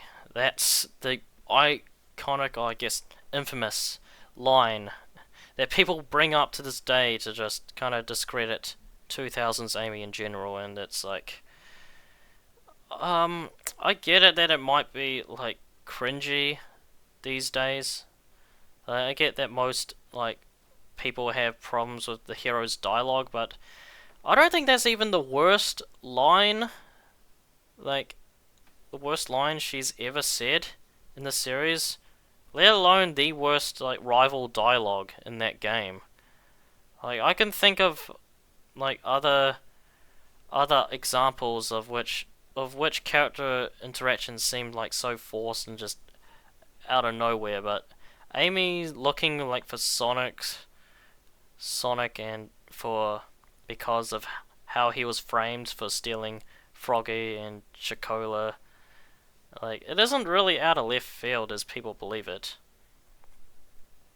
Yeah, aside from that, I love Heroes Amy so much. I love, like, how energetic she is.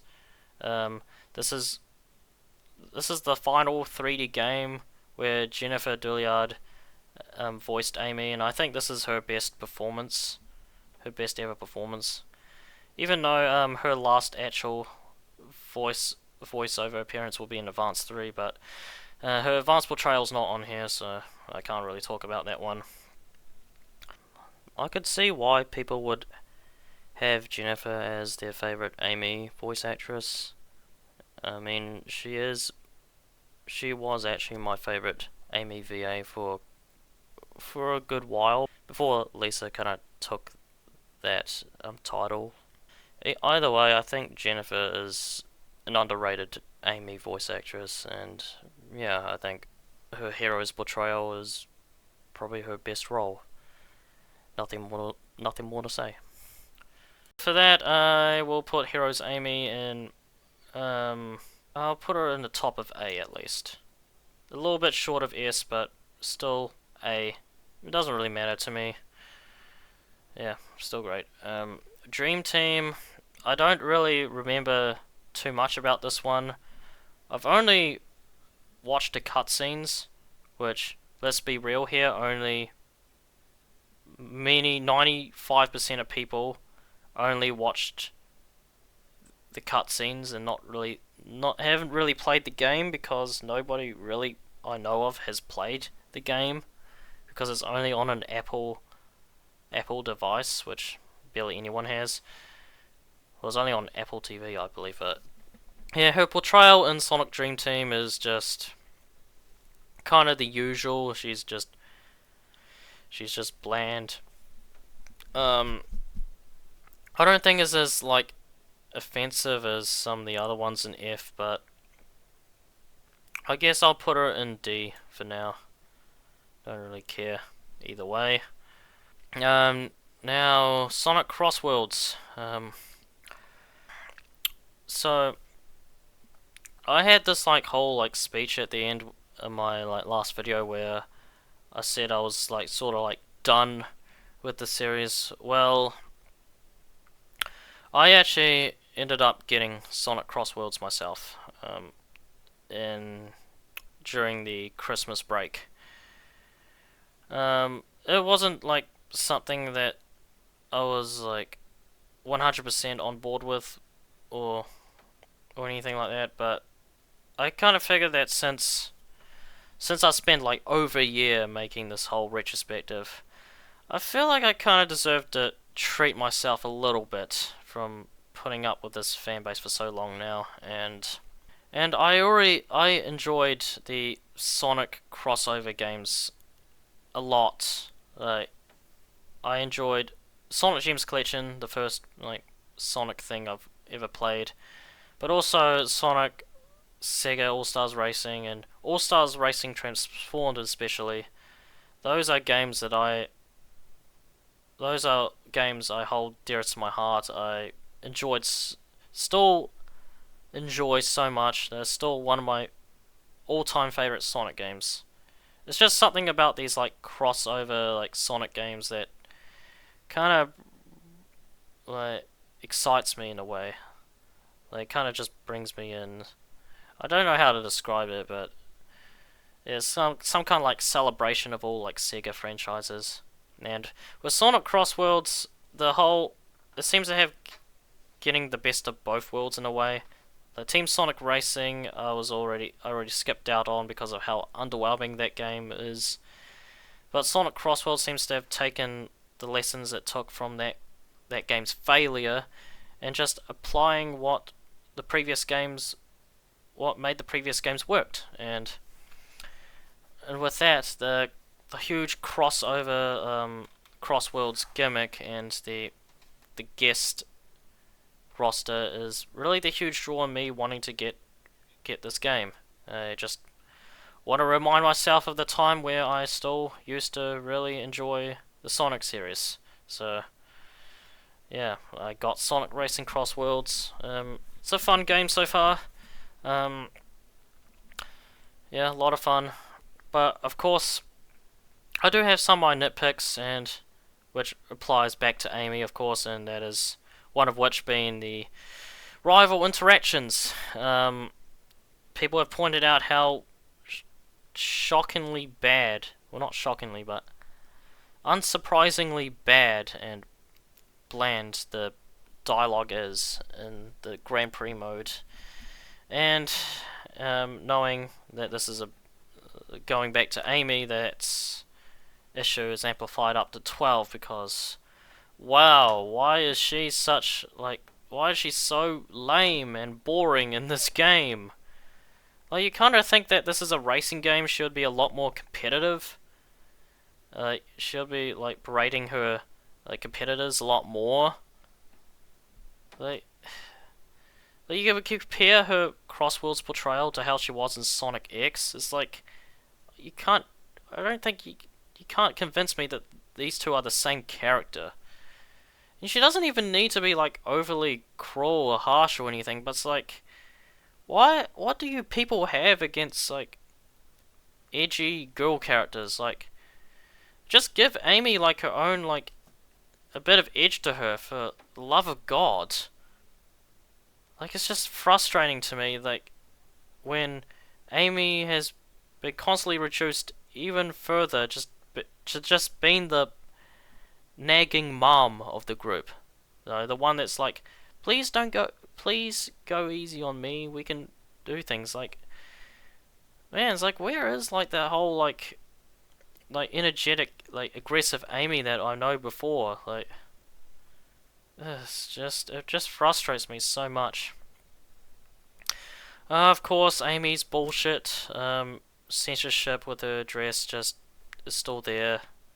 I mean, I guess it's not really that big of a deal since that's not something that I don't focus on like when I'm in the race. But again, censorship of any kind to me is just complete bullshit. Just like Rouge's censorship, and it just pisses me off when you can't criticize those things without being labeled as a gooner or a creep. When really, I just respect the original artistic vision of these games. I'm currently trying to find a way to import her like generations model on top of her Crossworlds model. Like, just because I just really can't stand to look at her like her Crossworlds model. Um, if anyone actually knows someone that has made a mod to kind of like remove Amy's like censorships in this game, please let me know because I'd greatly appreciate it. But I'm also kind of just trying to like take the matters into my own hands. I'm trying to like learn how to like mod the game myself. Because I've learned that if I want something done right, then I gotta do it myself. But it's really so fucking stupid. Just to see all these fucking kids on like Game Banana and Twitter, etc., just complaining about Amy's dress and how like fucking problematic it is. It's like these they don't they just don't fucking know. They don't fucking realize that Amy's entire character and like design is meant to be like a homage to the 90s 2000s anime aesthetic. Like, it's meant to be fun and expressive, but no, like this fandom doesn't like fun expressive characters like Amy. They just would rather just have her just be silent, just never saying a word, just never doing anything else.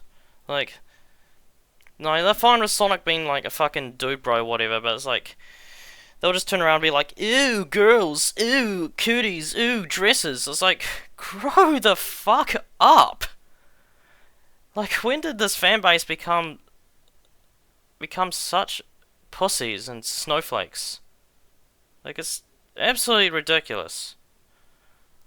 But yeah, the Crossworlds Amy, I'll probably put her in F, I guess. Maybe because I hate the dialogue. Um, I'll put it above TSR at least, but below Lost World. Sonic Forces, again, she's a nothing character.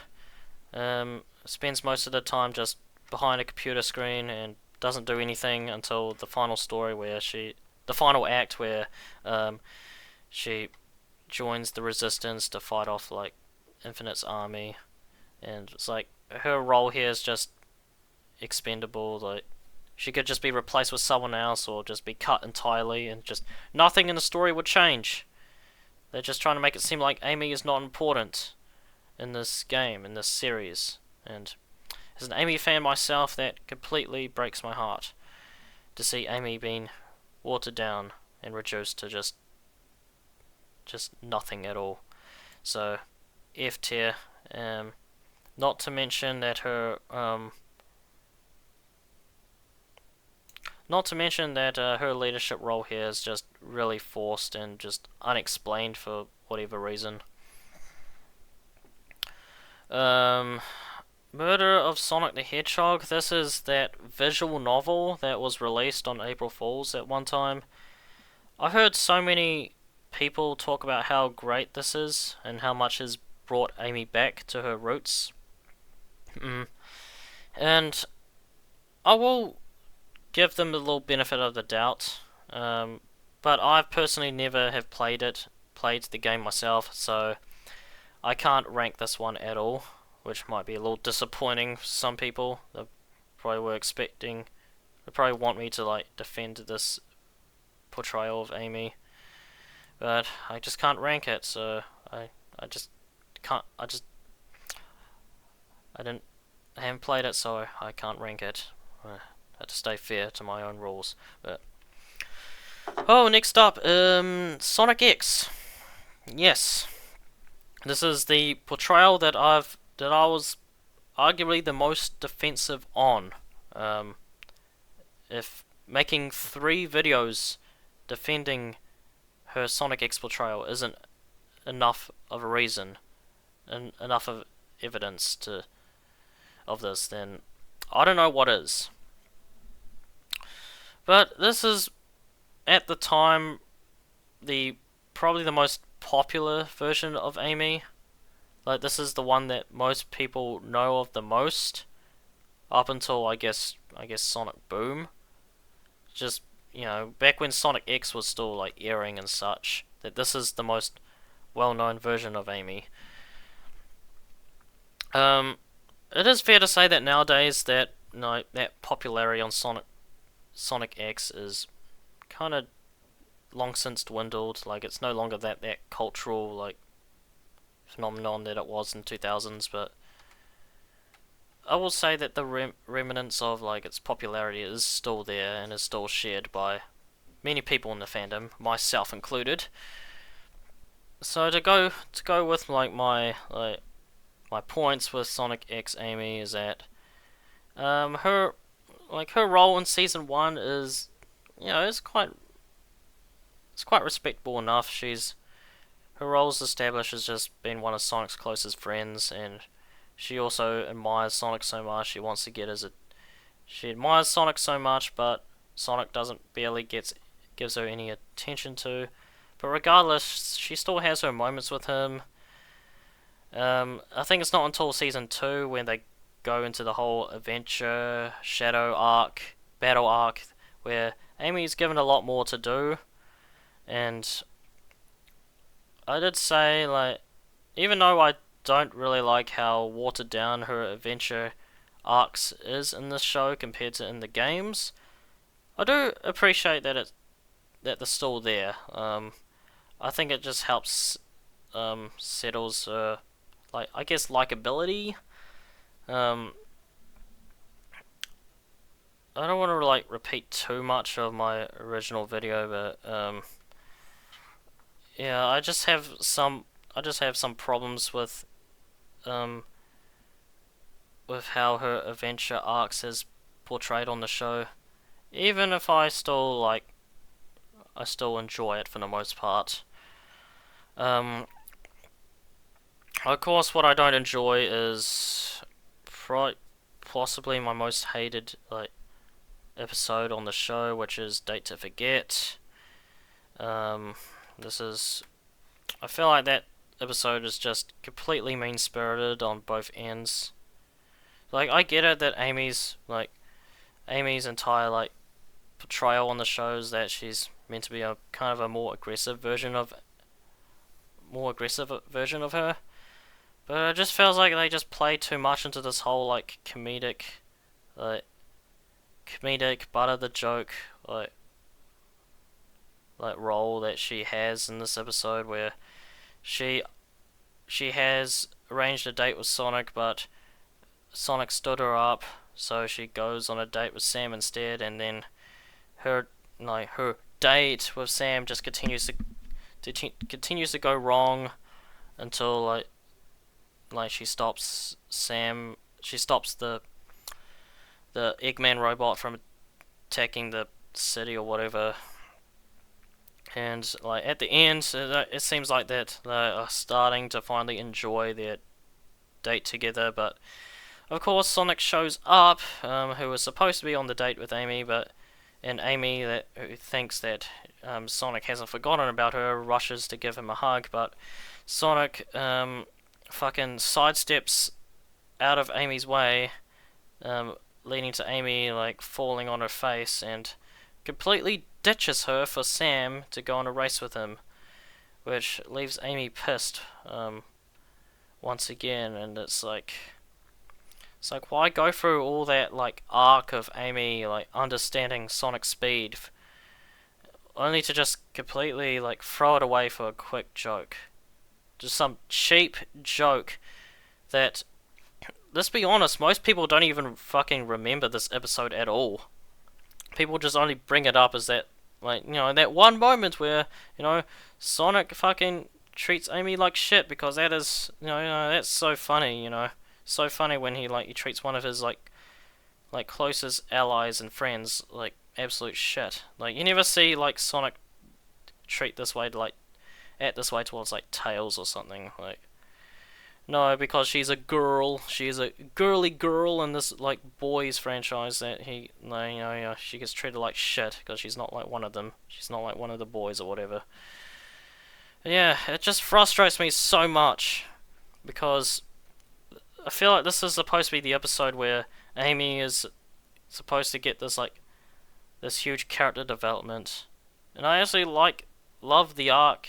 I actually love the arc that she went through here, like understanding Sonic's love for freedom and speed, and kind of feel like it should have been brought up more. But the truth of the matter is, it never gets brought up again after this episode, and Amy just goes back to her old self afterwards. It's just heartbreaking. It's just disgusting.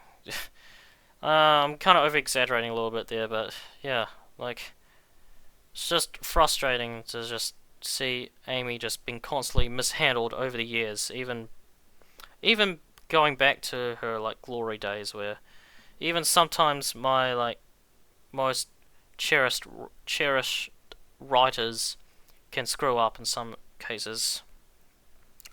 Because the person who wrote the episode is Kyoko Yoshimura. As much as I love her works in the franchise with like Sonic Unleashed and Sonic 06, etc., this is one of the times where I just kind of want to give her a slap, just saying, what the fuck were you thinking when you wrote this shit? Because this whole like American Japanese like divide, it's always just been so confusing, and given that Amy herself is already written with the Japanese sensibilities in mind, it just makes me wonder, like, what is it that like these Japanese writers think is so funny about like how Amy is written in this episode. Like, yeah, this whole episode just makes me like, this whole episode's so weird, and it just makes me question a lot of things, and every time it gets brought up, I just get more angry and angrier. And every time it does get brought up, it's like, every time it does get brought up, people often use it as a reason to say that this is all Amy's fault. Like, I've even had like one friend who I used to be close with, kind of said that Amy deserved this treatment just because of how she treated Chris in the beginning of the episode. It's like he just doesn't like understand, like as if everything else that has happened to Amy in that episode doesn't like make it doesn't like make up for it or some way. Like I was constantly holding back the urge to just give him the piece of my mind because yeah, I was just fuming inside. Like, of course I didn't like flip out or anything because it was a group server. I wasn't gonna flip out towards like everybody else there, but yeah, it's that mindset that really pisses me off. Um, it's just also for the fact that most of like the reasons why people hate on like Amy's Sonic X portrayal has got to do with Sonic's portrayal as well because uh, he's pretty much quite like a mix between just being like some insufferable like some asshole dude bro, and but also just being like kind of like still being a hero that cares deep down. It's like I think here they just do it. They play on to this whole like asshole, like jerk off, like jerk ass personality too much here. Like even on in the show entirely, it just doesn't help that Sonic just spends most of the time just running off on his own, and it just doesn't really give me the vibe that he truly like cares. And it's just more like the writers just giving him a reason to just be there, not really like the character itself. Yeah, I just don't really like Sonic's portrayal on the show as much as other people, basically. Even if I do like a lot of his moments, he can be quite insufferable at times. For the same reasons that people hate on Amy in this show. That doesn't really get brought up a lot because, wow, wonder why.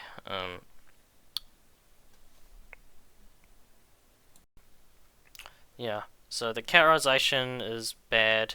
Even the art style is so bad. It looks so cheap. Like that's kind of a common problem with Sonic X in general.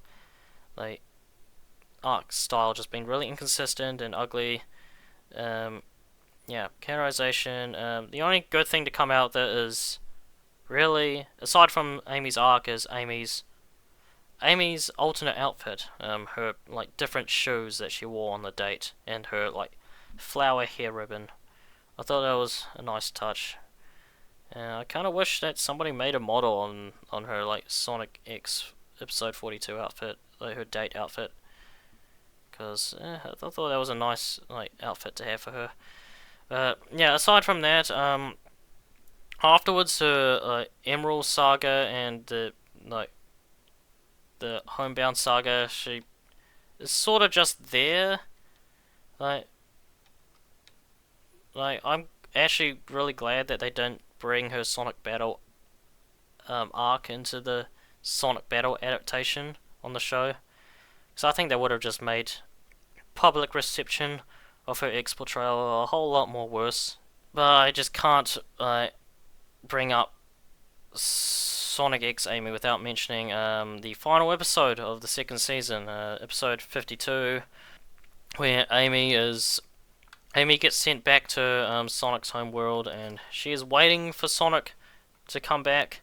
In the episode beforehand, Sonic gets stuck on planet Earth by Chris, but in the next episode, he arrives back home, and Amy saw Sonic from where as Super Sonic up in the sky, and she follows him to where he is, and it's revealed that Sonic is at Amy's house.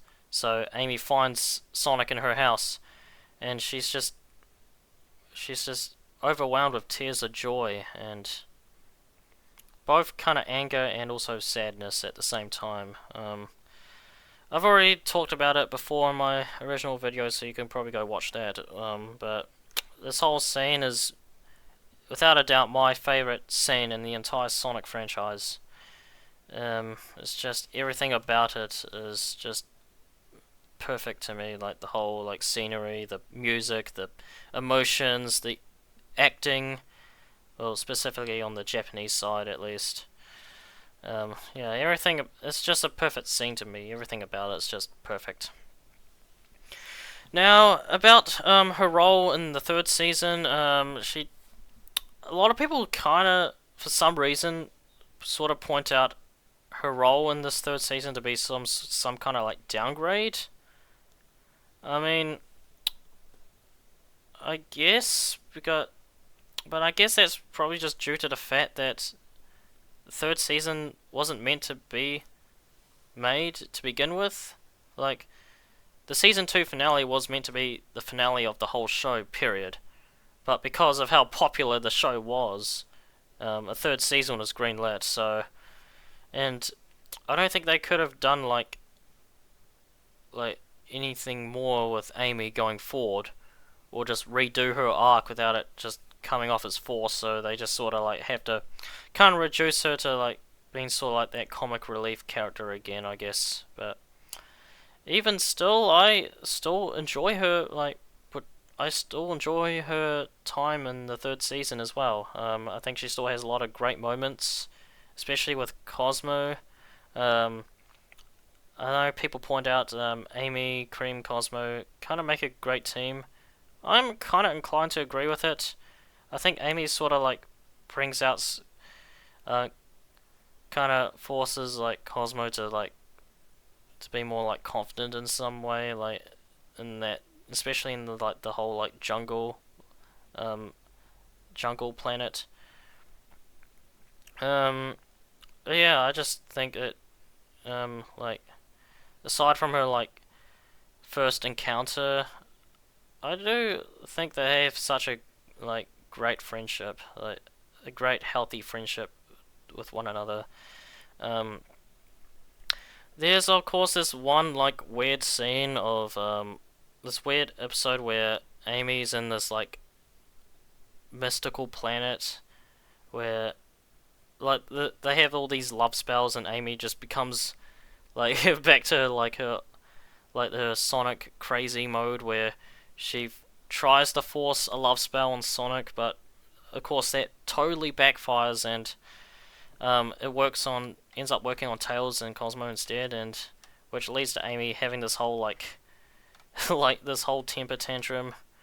I do think that's quite out of character for Amy, since it just wouldn't really make sense for Amy to just be doing it after to going back to just being Sonic obsessed, when even like considering in the season 2 finale where Sonic literally just confesses his love to her, or or depending on how you see it personally, but yeah, just to see her kind of go back to this whole like Sonic obsessed nature is quite off-putting, but I will admit that I actually find her reaction very hilarious, especially in the English dub, because yeah, Lisa Ortiz's voice acting just completely fucking like steals the show for me.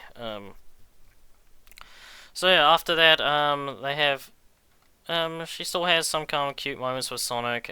She helps Sonic in the final battle with the Meta X, and that's really about it with Sonic X, Amy. Like, I just don't really understand like the hyperventilation from Sonic fans, of usually like Zoomer Sonic fans, with X Amy, because like for what I've like already described in my video and just now, like she isn't really too far off from her like old characterization in Adventure. Yeah, she's a tad more aggressive here, but I don't necessarily think that's a bad thing. Like, I think it adds another like layer to her that really wasn't present all that much, or wasn't really prominent in the games beforehand. And even in all the times that she's been angry, it's either due to some form of miscommunication or some misunderstanding, or that it's completely justified. Case in point, the aforementioned date episode, for example.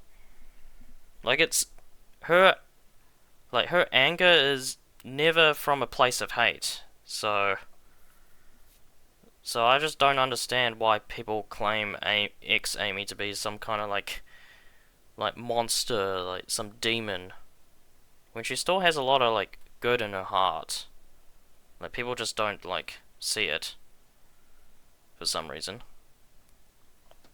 I think like most of the hate like she kind of gets here are really just from a small vocal minority, and I know that's kind of weird for me to say because I spent a good chunk of time in my series just kind of lashing out at her haters, whatever, but I think it should be worth noting that Amy, back in the 2000s, was still a beloved character, despite what her haters say.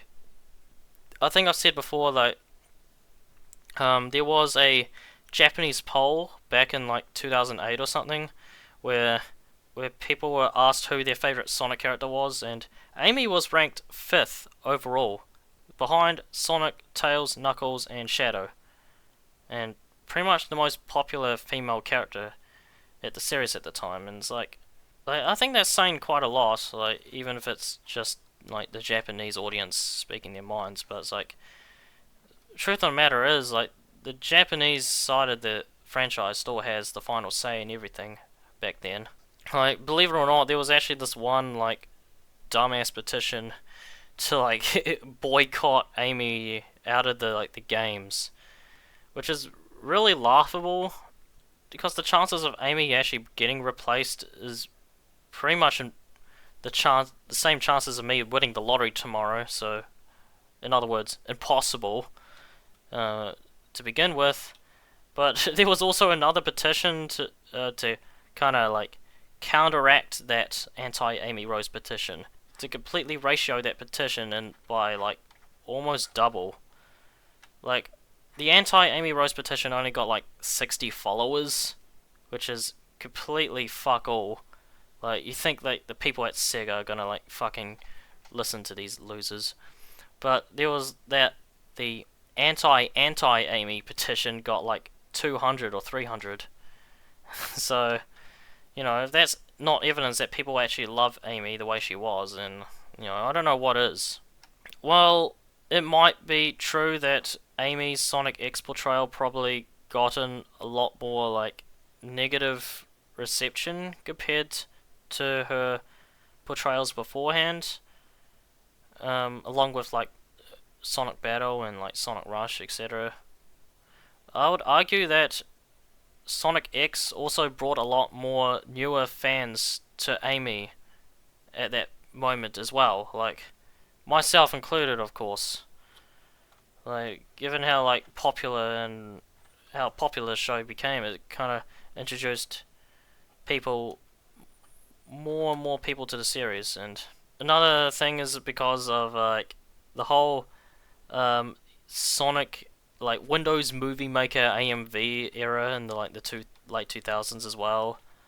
And yeah, sure, it might be like cringe to look back on them now, but that to me just kind of represents like some like simpler times in the fandom for me, where people just sort of collectively love these characters and the series itself. And while the show might be like a dark age to some people, like there were still like plenty of people that genuinely enjoy the series as it was. Like, practically doesn't really matter what the haters say. Yeah, maybe the fucking like Sonic AMVs, like the shipping music videos or something like that, is cringy to look back on now, but I'll gladly take that over AI slop any day of the week. At least then it provides some kind of talent. Oh yeah, also for the fact that the Sonic X Portrayal came out at a time where also the shipping wars between like her and Sally, for example, also kind of reached its climax, like in the mid 2000s at least, and it really got a lot like infighting between the two ships. And it's not just them; it's like pretty much every other ship. Like I said before, that all shippings are just toxic in their own ways. But with like Sonic shippers, they're like kind of a special kind of toxic. Where if like I've seen like Sonami shippers get hated on just because they like the ship and not the Yuri gay Sonato non-straight ships that other people enjoy. Like it's just really pathetic, honestly. Like you can't seem to like Amy Rose or Sonami unless you want some dipshit with a septum piercing to call you a bigot, and that would just kind of vilify you as like some kind of like problematic individual. It's those type of people that at like a 3 year age gap is problematic because they really think a 15-year-old dating a 12-year-old is considered pedophilia.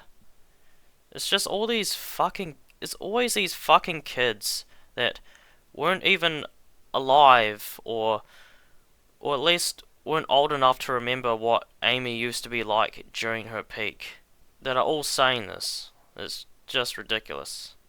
And for that, I could tell them that they will not survive a fucking uh, 2000s Amy episode. Like I feel like saying that they Zoomers of today will not survive a 2000s Amy portrayal would be on the same verge as saying that people of today won't survive a Modern Warfare 2 lobby. Like I'm dead serious. And I think most people um that think or talk about Sonic X Amy or just Amy in general probably just only seen like a compilation of her. Like compilation of her getting like all angry and like her crazy antics and such. It reminds me of like when people were just hating on like '06 and Sonic Boom and all these other like bad Sonic games. Because let's be real, like most people that just shit on all these like bad Sonic games never actually played it. Like most people that shit on '06 or Sonic Boom or whatever probably never even played it. They never even played any of those games. They just saw a bunch of like funny YouTube people just making fun of the game and just poking fun at it. Like just like how people that criticize Amy's Sonic X portrayal just to only like see like a fucking TikTok of her just being like all crazy and stuff, or just be involved in some kind of like dumb shipping war. All these like terminally online Zoomers just ruin everything. That's when I just gotta say that they have no idea how great we had it. Like we had it good. Like, this was during the good times before everything just went all to shit.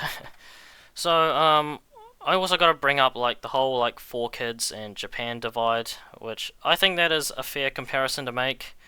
It's kind of a trend at this point to sort of bring out how much of Amy's character has been butchered by 4Kids, and while I do sort of half agree with that, I still mainly disagree with most of that sentiment. I don't know, like I still very much love like the original version. Like I still consider it to be the definitive version of the show, the Japanese version. Like that. If you like when you like make changes to that original version, you're pretty much messing with the original artistic vision. Like I said before, with But I don't think I'm really like as hateful towards the 4Kids dub as most people are, because it's kind of like one of those things where it's been sort of like beaten to death already by so many people that I just can't find a reason to hate on it where that hasn't been said already. I guess I didn't mind it because the 4Kids dub is literally the only version had access to at the time. But now that I'm older and we now have I now have the Japanese version accessible to me, it is quite hard for me to recommend the 4Kids version in 2026 now. Aside from nostalgia and I guess for people that just don't like reading. However, I guess part of my my defensiveness towards 4Kids Amy's really just again Lisa Ortiz's performance as Amy. I said it before. I absolutely love her performance as Amy. Um, I've said that she is my favorite Amy voice that Amy's ever gotten. Um, well, I do think this is probably like her worst performance, performance wise. If we're judging on vocals, vocal performance, but I will admit that every other game afterwards, Lisa has greatly improved with Amy, and her X performance is actually my personal favorite performance of hers. Believe it or not, um, I just don't think that 4Kids Amy would have been likable or that likable if she was voiced by anyone else. She just she just has a lot of funny and iconic lines and moments on the show that I just don't really mind the censorships all that much. Of course, it's not me defending the censorships. I will say that if this 4Kids dub of Sonic X came out today in 2026, I could tell you that yes, I would definitely be criticizing it just as much as I did with Ian Flynn's censorship with the Sonic Generations. But aside from all these regional differences and deleted scenes, I don't think I would have changed a single thing about Amy. Obviously aside from the few instances where she was portrayed poorly, but yeah, I just it does it still makes me sad that Lisa isn't the the voice for Amy anymore. She did show up in Sonic and Tails R, the fan project by Emmy Jones. Well, I do think she still sounds great there. I could definitely tell that she has aged quite a bit since the last time she has voiced Amy. And of course that's not her fault, because of course we all age. We all grow up at some point, but yeah, it just kind of still makes me wonder how things would have been like if she still continued to voice Amy in the 2010s and in the 2020s. What if her public reception been a lot better or worse? I guess we'll never know. Even though I am, sad that she's no longer the voice for Amy now, I'm at least still happy that she was Amy at one point in time. A period of time that is now a bygone era. It's a case don't cry or don't be sad that she's gone, but instead smile that she was here. So yeah, people can have their version of Amy, but this is my version of Amy, and no one's gonna take that away from me. Still, I just hope that whoever is gonna be the next Amy voice actress in the very distant future would take notes from, or take cues from, her previous voice actresses, because that's how I want Amy to sound like, to be remembered. But I guess my wishes might never come true, because if I gotta be real here, how people see this era of Amy nowadays is really more of a byproduct to how much society has changed over the course of 20 years. what was considered cool back in the 2000s, like 20 years ago, is not considered cool now.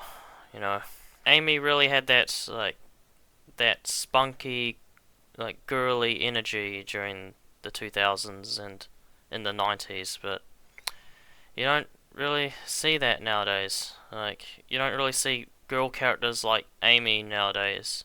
And this isn't just for like Amy. I think this applies to pretty much everything, really. Like, the 2000s was notably defined by like its edginess. It's like, I really don't want to say it, but like it dares to be ambitious in a way. Like, it dares to try like new things, sort of. And the 2020s so far has kind of been a lot more like corporate, sanitized, like safe in a way. That you just won't see that type of like 2000s edge anymore without like being seen as problematic. Um, yeah, it's quite sad to realize to admit this, but that's just kind of the cold hard truth, really. Because nobody really wants this version of Amy anymore. They just want a clean, safe, shiny toy. At least I still have at least I still have like my like preferred version of Amy to look back on, even if it's not the Amy that's portrayed nowadays. I will say if I were to judge Sonic X Amy like individually, I would probably would put 4Kids Amy a little bit lower. I probably would put her in like A tier, but since I'm going to be judging them together, I am putting her in S. Yes, in the very top of S. Yeah, this is still one of my favorite versions of Amy, and I don't think that will ever change. You can hate me all you want, but my decision is final. My decision is clear here. I got one final portrayal of Amy, and that's Sonic Unleashed. I don't really have much to say other than that she's really likable and sweet in this game. Especially with her interactions with Sonic the Hedgehog and with Professor Pickle, and just entrusting him that Sonic will save the world. It's really her mistaken identity gag. It's very reminiscent of her adventure characterization. It's like the last few instances of such, and yeah. Again, Lisa Ortiz did an amazing job voicing her. She sounds, quite soft-spoken and sweet in this game. This is not her final voice appearance. That award goes to Sonic and the Black Knight, and actually it's Sonic and Sega All Stars Racing. But yeah, like that game, Unleashed as well as Black Knight, it's just nice to see, nice to hear Lisa's performance like evolve and like strengthen over time. Like she can sound really like soft and sweet, but also aggressive when she needed to. Yeah, she's just given so much life to Amy, and that's something I'll always appreciate. So, I'll I'll put her here. Now that I've ranked all of Amy's portrayals that I could think of, I kind of want to dedicate this section to discussing my thoughts on movie Amy. Since I haven't really talked about her all that much in my videos. For starters, I have wanted Amy to be in the Sonic movies cinematic universe, if you want to call it, ever since around Sonic 2, I'd say. And for since Sonic 3 was based on the SA2 arc, yeah, you can't imagine that I really, really wanted her to be in the movie so bad. And, well, I am still a little disappointed that she wasn't in the final product. I do at least understand why she's not in the movie, as backed up by the fact that she was actually supposed to appear in the movie, judging by the concept art, but due to time constraints and just really how overstuffed the movie already was, she was cut. So I think that's a pretty reasonable explanation as to why that she's not in movie 3. It just still doesn't justify all the blatant gatekeeping and misogyny geared towards Amy fans like myself that wanted her to be in the movie by all these dude bros, because of course they haven't learned a single thing since the Mania Plus situation. It's just I just it's just absolutely disgusting to see this side of the community emerge once again years later. It just proves my point that like all these like insecure Sonic fans just cannot let Amy fans just have their moments, like for fuck's sake. But regardless, the only thing that matters now is that she's been revealed in the post-credit scene of Sonic 3, which I have a lot of thoughts on. I was a little late to the party, I'll admit. I didn't see Sonic 3 until around, I guess, roughly a month after its initial release, and I did end up seeing it twice, like once at it when it came out, and the other in my holiday, like on the plane. So that's something. I'd say the movie's okay. I think it's alright. Whether it's the best movie in the trilogy so far, I would be inclined to agree. Honestly, I think all three movies are interchangeable for me. I see them as just fun movies with Sonic characters in it, and that's really about it. So I had a lot of like high hopes that they would make a fourth one, this time centering around Amy and Metal, of course. So I have a lot of like mixed feelings towards the reveal itself. To get it out of the way first, I was definitely happy that she was revealed. Like that's the number one like thing to bring up here. Like this isn't me just saying that I hate this, and it certainly isn't me just trying to find just things to be negative about. But at the same time, I really kind of rolled my eyes a little bit with how they did the reveal, with how they revealed Amy. I really got a lot of movie Princess Peach vibes from Amy's reveal, because not too long ago I watched the Super Mario Brothers movie. Again, I was also late to the party with that one too, and I was really off put with how Princess Peach was portrayed in the movie. Like I'm not a Mario fan by any stretch in that matter, but I still associated Peach to be like this, like the sweet gentle female character, and it's just so off-putting to now see that sweet character just now be this some kind of like powerhouse girl boss in this movie. And just for the record, I don't hate or have any problem with strong female characters in general. Like I like a lot of female characters in fiction that are typically strong. Like I have a lot of favorites, but my problem is that when you apply that sort of like strong girl boss type to like female characters that are traditionally feminine and aren't typically known as being a powerhouse, isn't known for being a girl boss in that matter.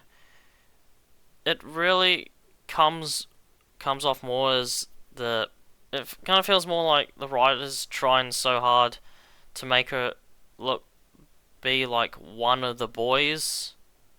It's like whoever like animated that sequence like of Amy and Peach like being all girl bossery and stuff. They kind of it kind of gave me the vibe that she's this kind of afraid of writing them as how they typically are because they don't want to get some kind of backlash that she's just weak and useless or whatever. And I'm not saying she can't fight, by the way. Like she's proven many times before in the games and in games such as Adventure, Heroes, and even in shows like Sonic X that she can fight really well. It's just that it just kind of rolls my eyes that how every single female lead in movies nowadays in Hollywood these days just has to be some kind of like girl boss in some way. And it's like the worst part is that I don't see anyone really talk about this in some way.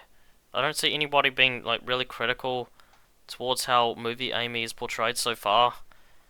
All that I've seen of is just that it's just people were just really happy that she's there, and I get it. Like I was happy too, but I just kind of wish people were at least a little more like critical and wary towards like how Amy's gonna be portrayed in the movies. Like Amy has this so for the scene itself, Sonic is out in the forest or whatever, and he spots Metal Sonic, and just when he was about to fight him, Amy's Pico Pico hammer just flies out of nowhere and just destroys all this entire army of Metal Sonics, and that's when Amy just shows up from like the sky or whatever, and I will admit that sequence is pretty cool. Like it reminds me a lot of like Thor and his like hammer Mjolnir from the MCU. Like don't get me wrong, like I'm happy that her hammer is there. I'm happy that Amy herself has her design with like her red outfit and and all that. I just kind of would have preferred a more toy-like design, like with her Pico Pico hammer, just like in the games. I kind of just would have preferred if Amy's shoes were boots like in the game rather than just having like laces like. And I also just really hate the cape, that brown cape she wore. I'm not a fan of it at all. Like to quote the Zoomers of today, it's too extra. I'm gonna give them the benefit of the doubt that that's probably not gonna be her final design. Like I think from what I've seen from like concept art and such, they did give her like modern outfit, which I'm happy they did. But I just hope this isn't just her like main like outfit going forward. Like it's just all these design changes and just the fact that they have this whole post credit scene of just Amy just hammering everyone. It just feels like the people were just trying way too hard to make her seem kind of like this like more like this tomboy girl boss type again. And it's like, man, why can't Amy just be herself for once? So why does every like girl character these days, female character these days, just the like has to be a girl boss? Like they can't just have Amy just like I don't hate the scene itself. I just kind of would have preferred it to be done a little differently, basically. Like I'm happy that like Amy's wearing like her usual outfit and not like her boom outfit or whatever, but I kind of wish that like her modern outfit in the movies just modeled to be more of that to look more like how she did in the games, And it's just the worst part is, like, every time you become so critical or share your honest thoughts about, the movies not being accurate to the games, you get a bunch of like meat writers kind of grilling you that, hey, it's not supposed to be like accurate to the games. Like, it's supposed to be a different version of like Sonic and stuff. Like, yeah, but it's like, God forbid I want to see Sonic elements in a Sonic movie. It's just, yeah, it's just, it kind of just rolled my eyes so much. Like, all my fears that I have with movie Amy just gonna be another, like, tomboy girl boss is just sort of coming true here. And I just don't like this at all. Like, I don't hate, like, movie Amy as from what I've seen so far, but I also just don't, like, love it at the same time.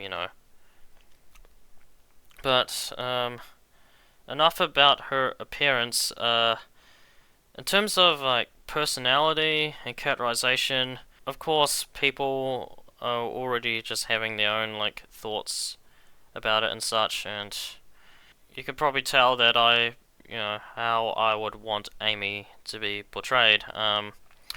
But um, since this is supposed to be like a different a different version of Amy in some way, I would like to state that I do hope that I do have hopes that movie Amy would have have a great bond with movie Sonic. Um, I think that's a no-brainer right there. Like, I think both movie Sonic and I guess canon Amy have kind of similar personalities, somewhat, and I can kind of see those two personalities like blend together, and I think that would be a really fun to watch. That'll be pretty fun to watch. I've heard that the movie Sonic 4 is gonna be mainly a romantic comedy, and I'm not really sure how to feel about that. Um, Again, I think it's just kind of too early for me to sort of like have my stance on like how they're gonna do things, but for one thing, I just hope they don't like cop out in this whole like romantic comedy thing and just make like Amy just have this some kind of like platonic, I guess, like platonic shy crush like we saw with like in Sonic Boom, for example. Like if they do something like that with just Amy being shy about her affections for Sonic, then I'm just flat out not watching it. Like, that's it. Like, I just we already had like dozen Amy portrayals that just have her affections for Sonic just toned down so much that I just don't want to see another one happen again.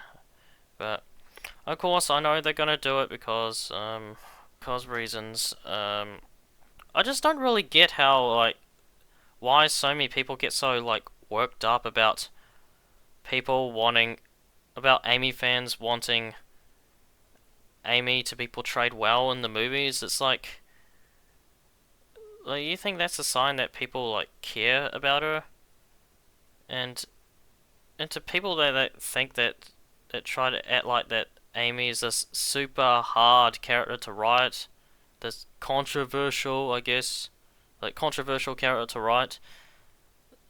I'm just like, Amy isn't really that hard of a character to write, in my opinion. Like what I want is that, of course, Amy to have a major role in the movie. Like, I don't want her to be sidelined. Like, I want her to have a huge role in Sonic 4. Like, I don't want her to just be, like, sidelined or be some kind of Sonic cheerleader. Like, I want her to have a meaningful relationship with Sonic. Like, that's the number one priority. Like, I'm just like whatever for her like design changes, but I just the personality is like my number one priority into movie Amy. Like I don't care about like changing. Like you could do whatever with her design, but just don't fucking change her personality. That's all I'm asking. I just want Amy just to be herself. Like I just want Amy to be her upbeat, go get herself like she was in the 90s and 2000s.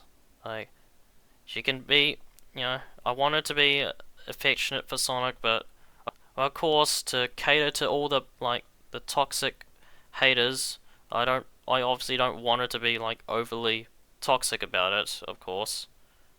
But it's like just don't shy away from like making her as expressive as you could. Like basically, yeah, she's supposed to be an upbeat go-getter with like a huge childlike crush. Like it's those things aren't that hard. Those traits aren't that hard to write at all. Like if you get that right, then you pretty much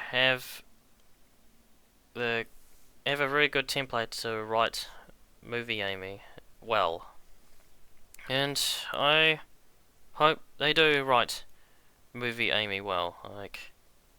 But I know for sure that even if she is written well, chances are that she'll probably get sidelined in anyway by the other character introduced, Metal Sonic, because of course this is a boys franchise, this is a boys movie, and we all want our like anime shonen hype aura farming moments. Like we don't care about like Sonic and Amy just having this any kind of like meaningful relationships. No. No, we just want our fucking shonen actiony shit. Yeah, you could probably tell I'm just still kind of bitter towards like the people, all these gatekeepers during Sonic 3. I am still pretty much not over it. Like, just honestly, I don't think I'll ever get over like the toxicity in the Sonic fandom. Like, I feel like as long as Amy exists, there'll always be gatekeeping misogynists in the Sonic community.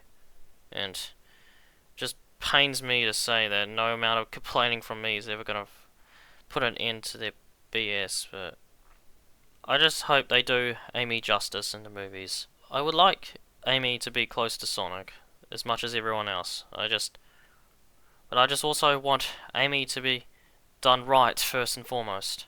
To me, Sonic and Amy's moments don't matter to me if Amy's not characterized correctly, you know? Like if she's not characterized correctly to me, then like none of this matters to me. I kind of want to point out like when people usually argue that Amy fans have too much, they're usually only talking about the amount of content that she's getting.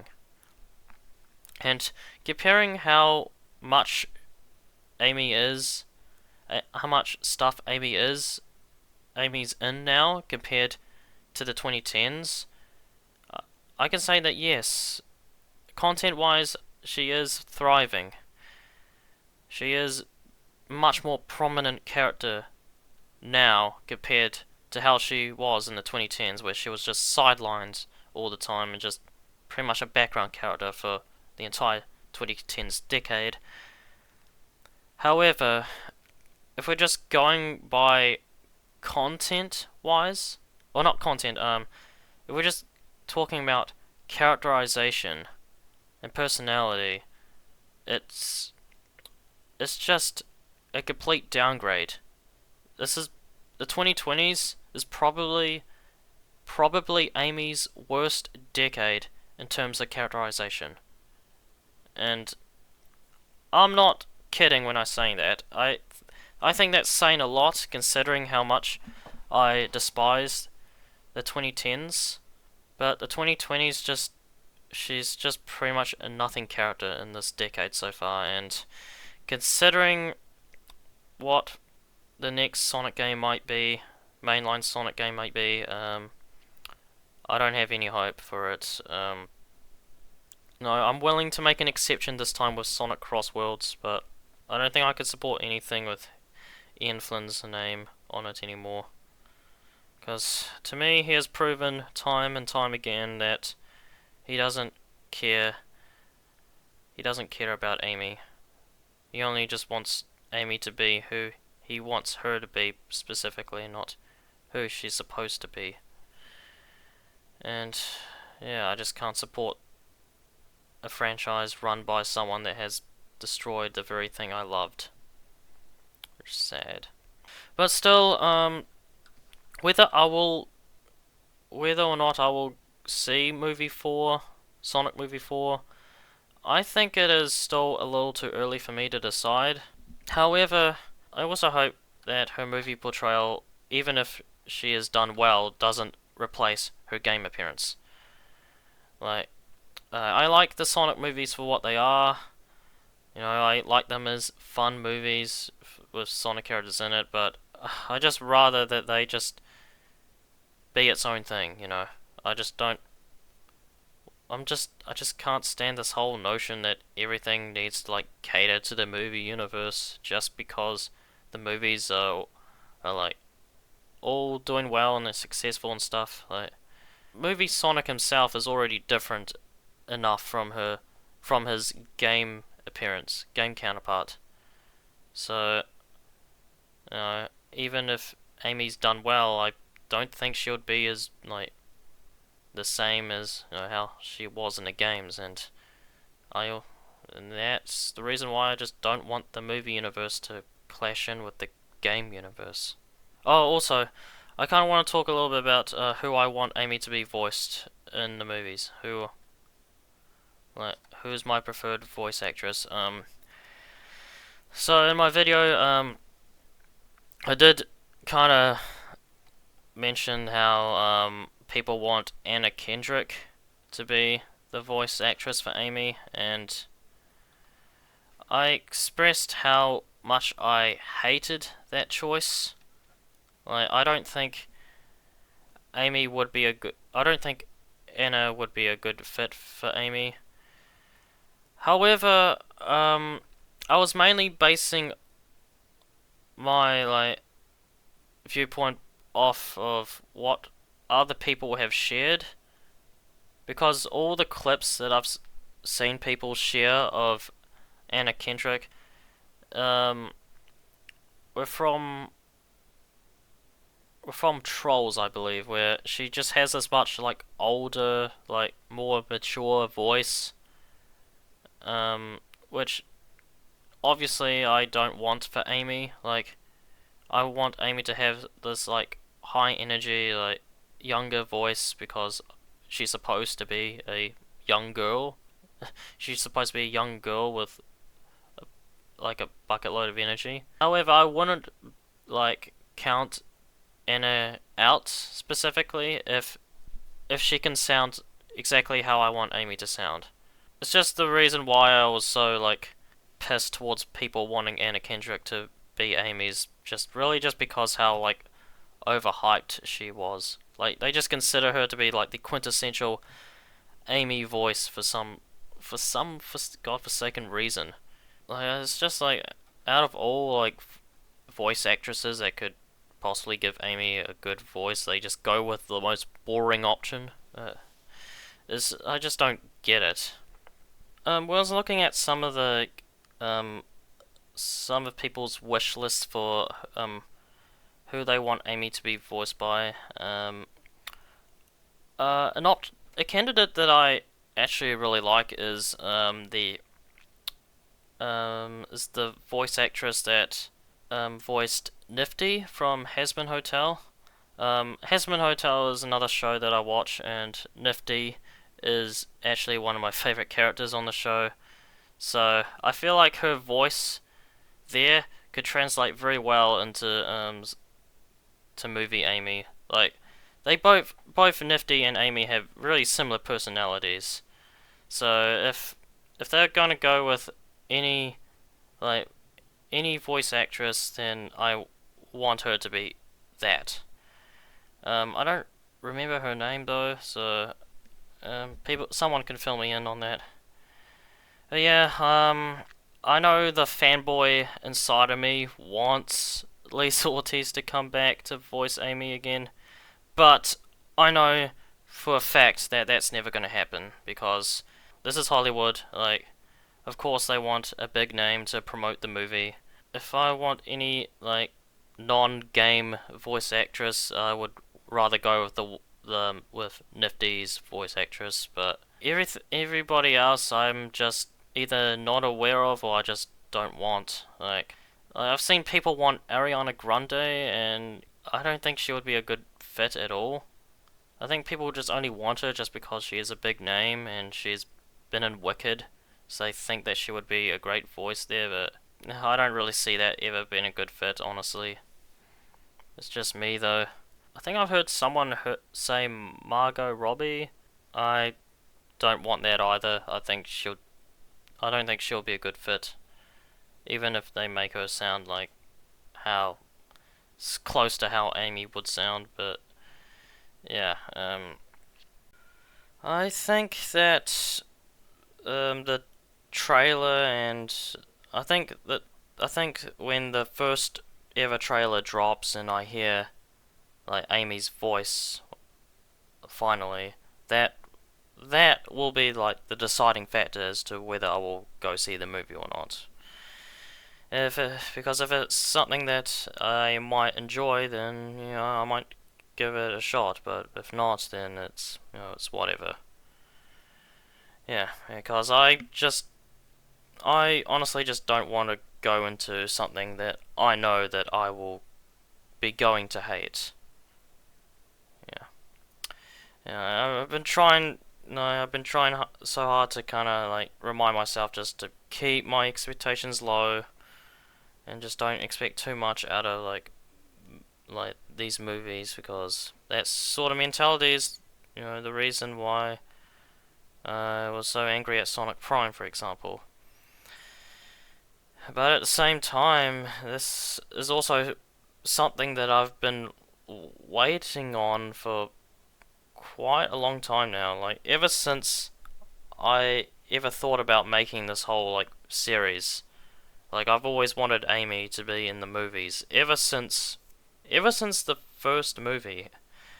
So I spent, like, a good, like half decade or a whole decade, whatever, like at least half a decade just wishing for Amy to be in the movies, and it's like I started the series like wanting Amy to be in the Sonic movies, the Sonic cinematic universe, and I'm now ending this series with Amy finally going to be in the movies, and well, part of me is relieved. Another part of me is also a little bit disappointed with how they're doing it, how they're gonna handle Amy, how they're probably going to handle Amy in this movie.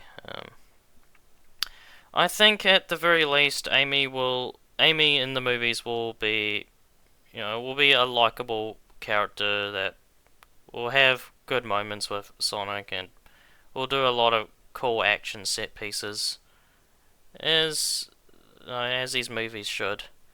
But I don't think it'll be like anything beyond that. I think it'll just be like a fun, serviceable like time. But yeah, probably not like something like worth losing my dinner over. I think those.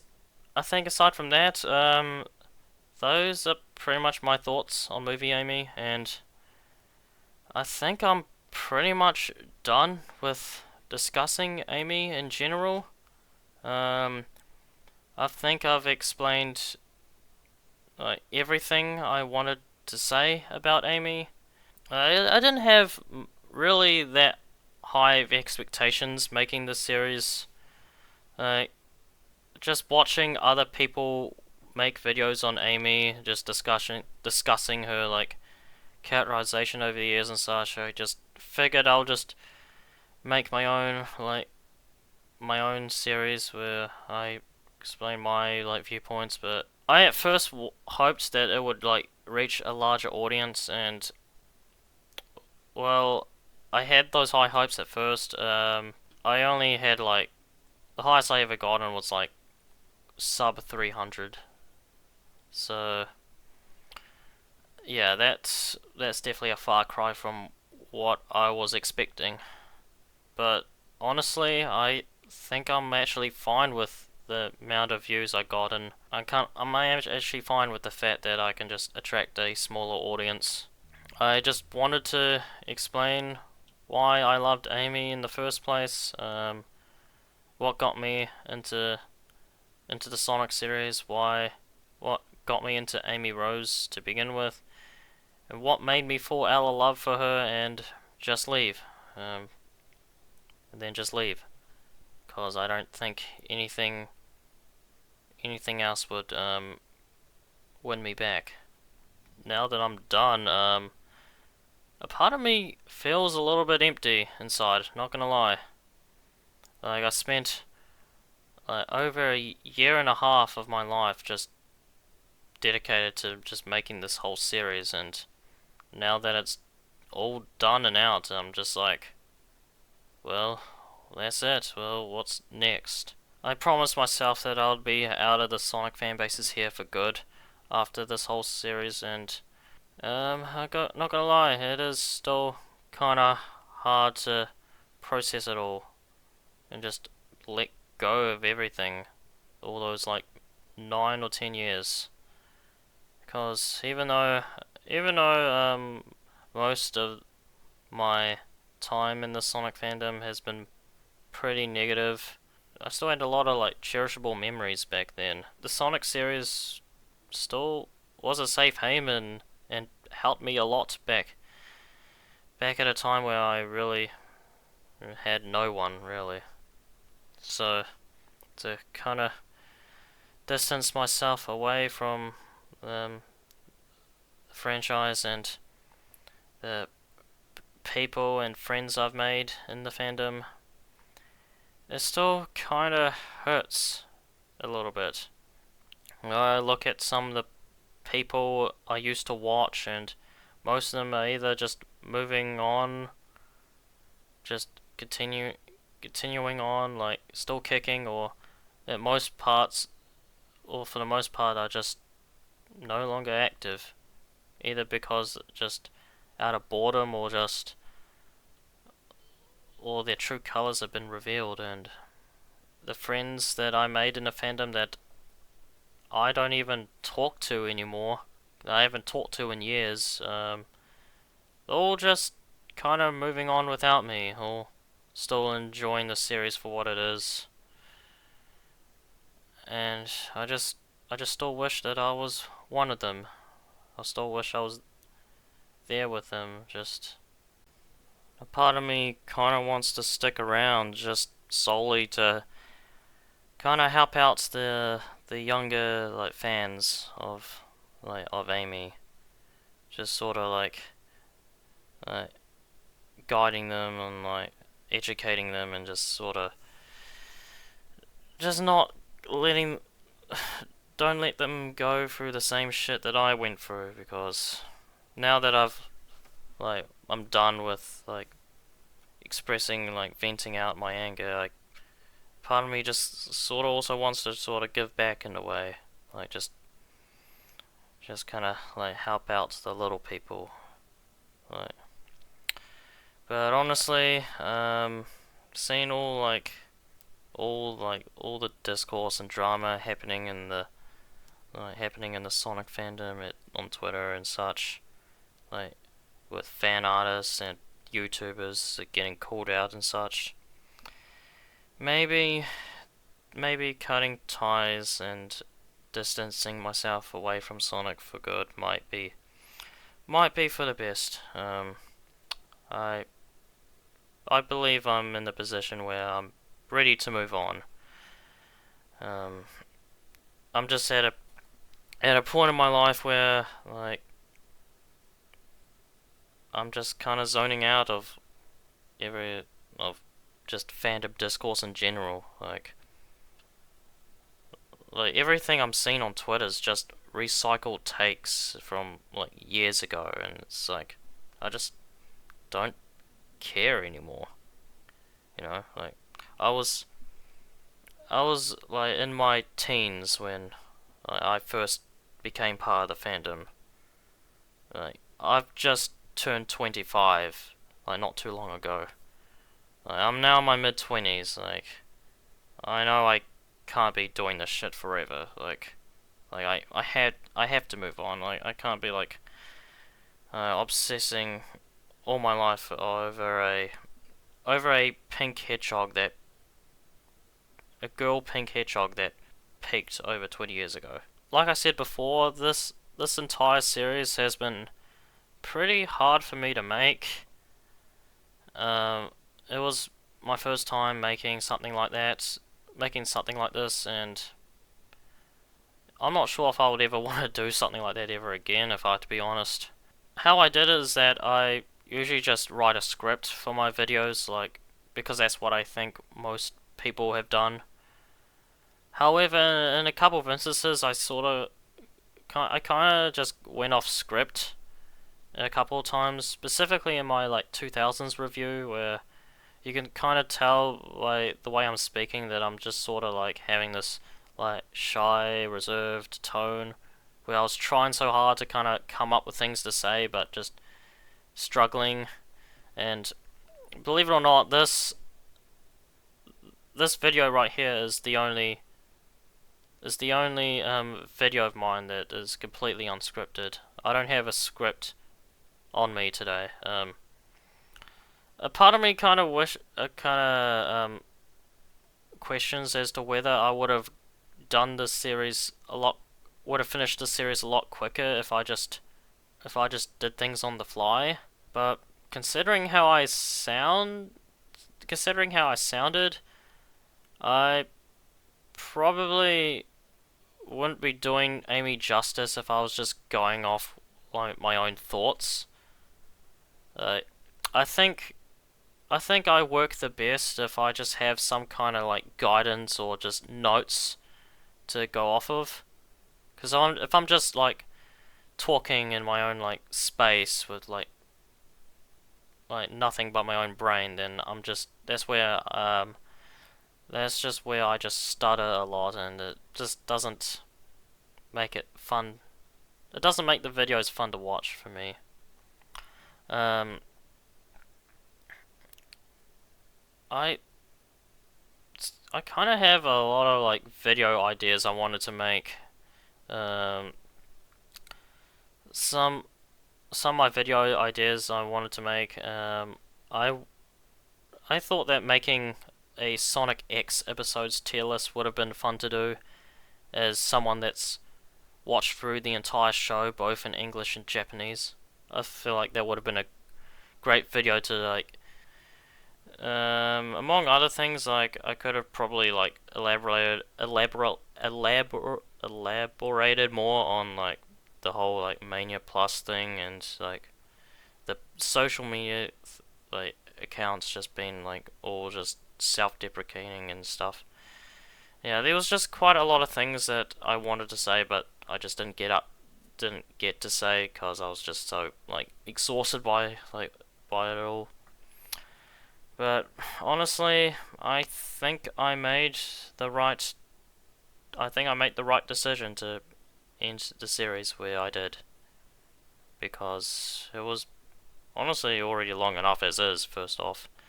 But also, if it was an hour, if my like last, if my Amy Rose in the 2010s video was an hour longer, I don't think it would have been as impactful. I think it would probably be more exhausting. It would probably be a lot more exhausting to watch and to edit through. And I was already exhausted enough just to edit that video already, so yeah, I think it's just sometimes it's just best to like leave some things unsaid. Yeah, and that's one of those times. I believe that if there is a Guinness World Record for like longest Amy Rose video on YouTube, then I think my videos um, would take the title, like without a doubt.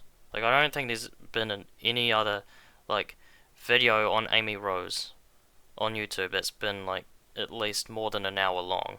At least not to my knowledge. I think that is quite a feat of its own, if you ask me.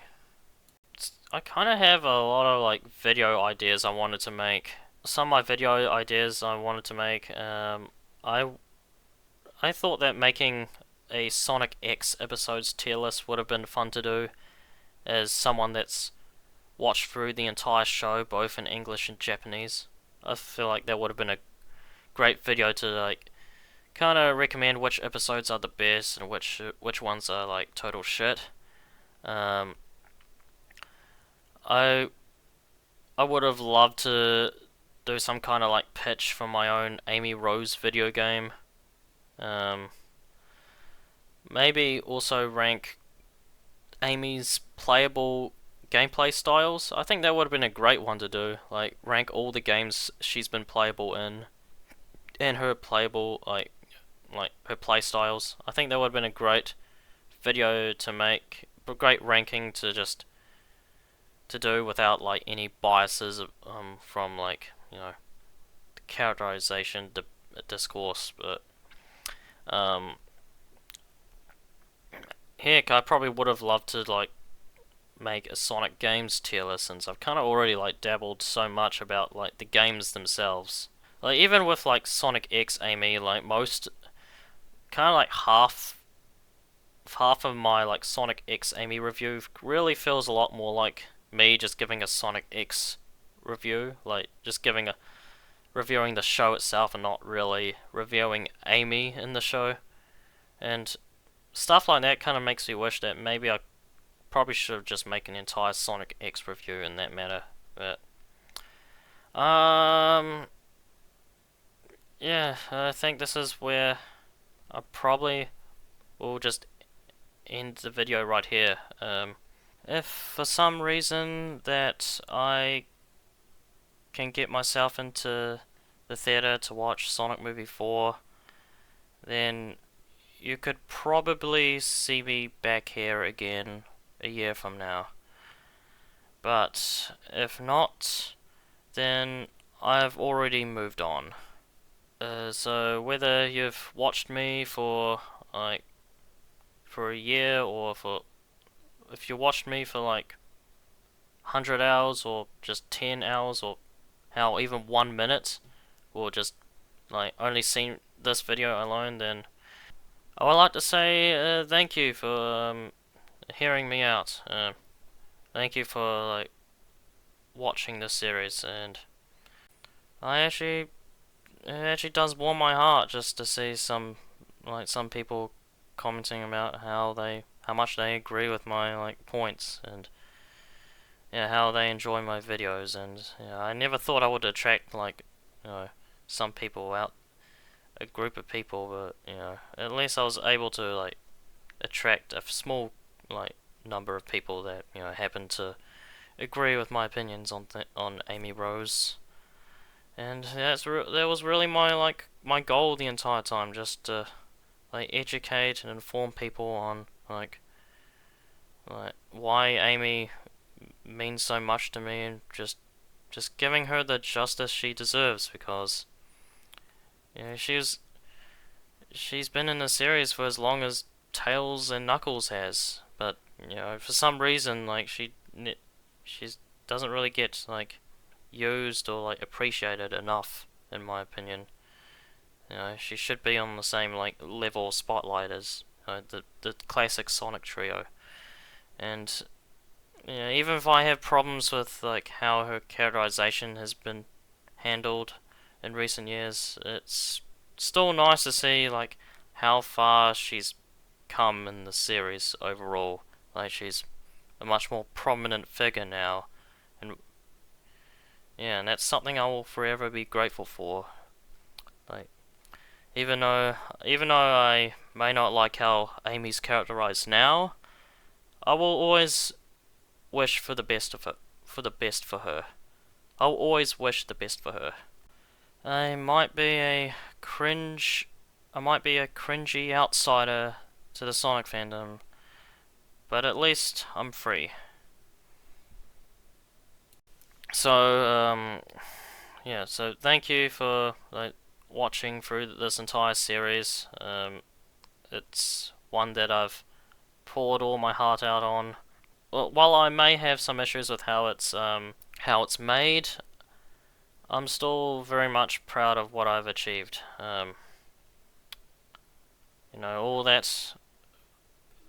All that piled up anger inside of me, I could just finally let it all go, and um, yeah, I'm finally free. So goodbye, farewell, and most importantly, take care.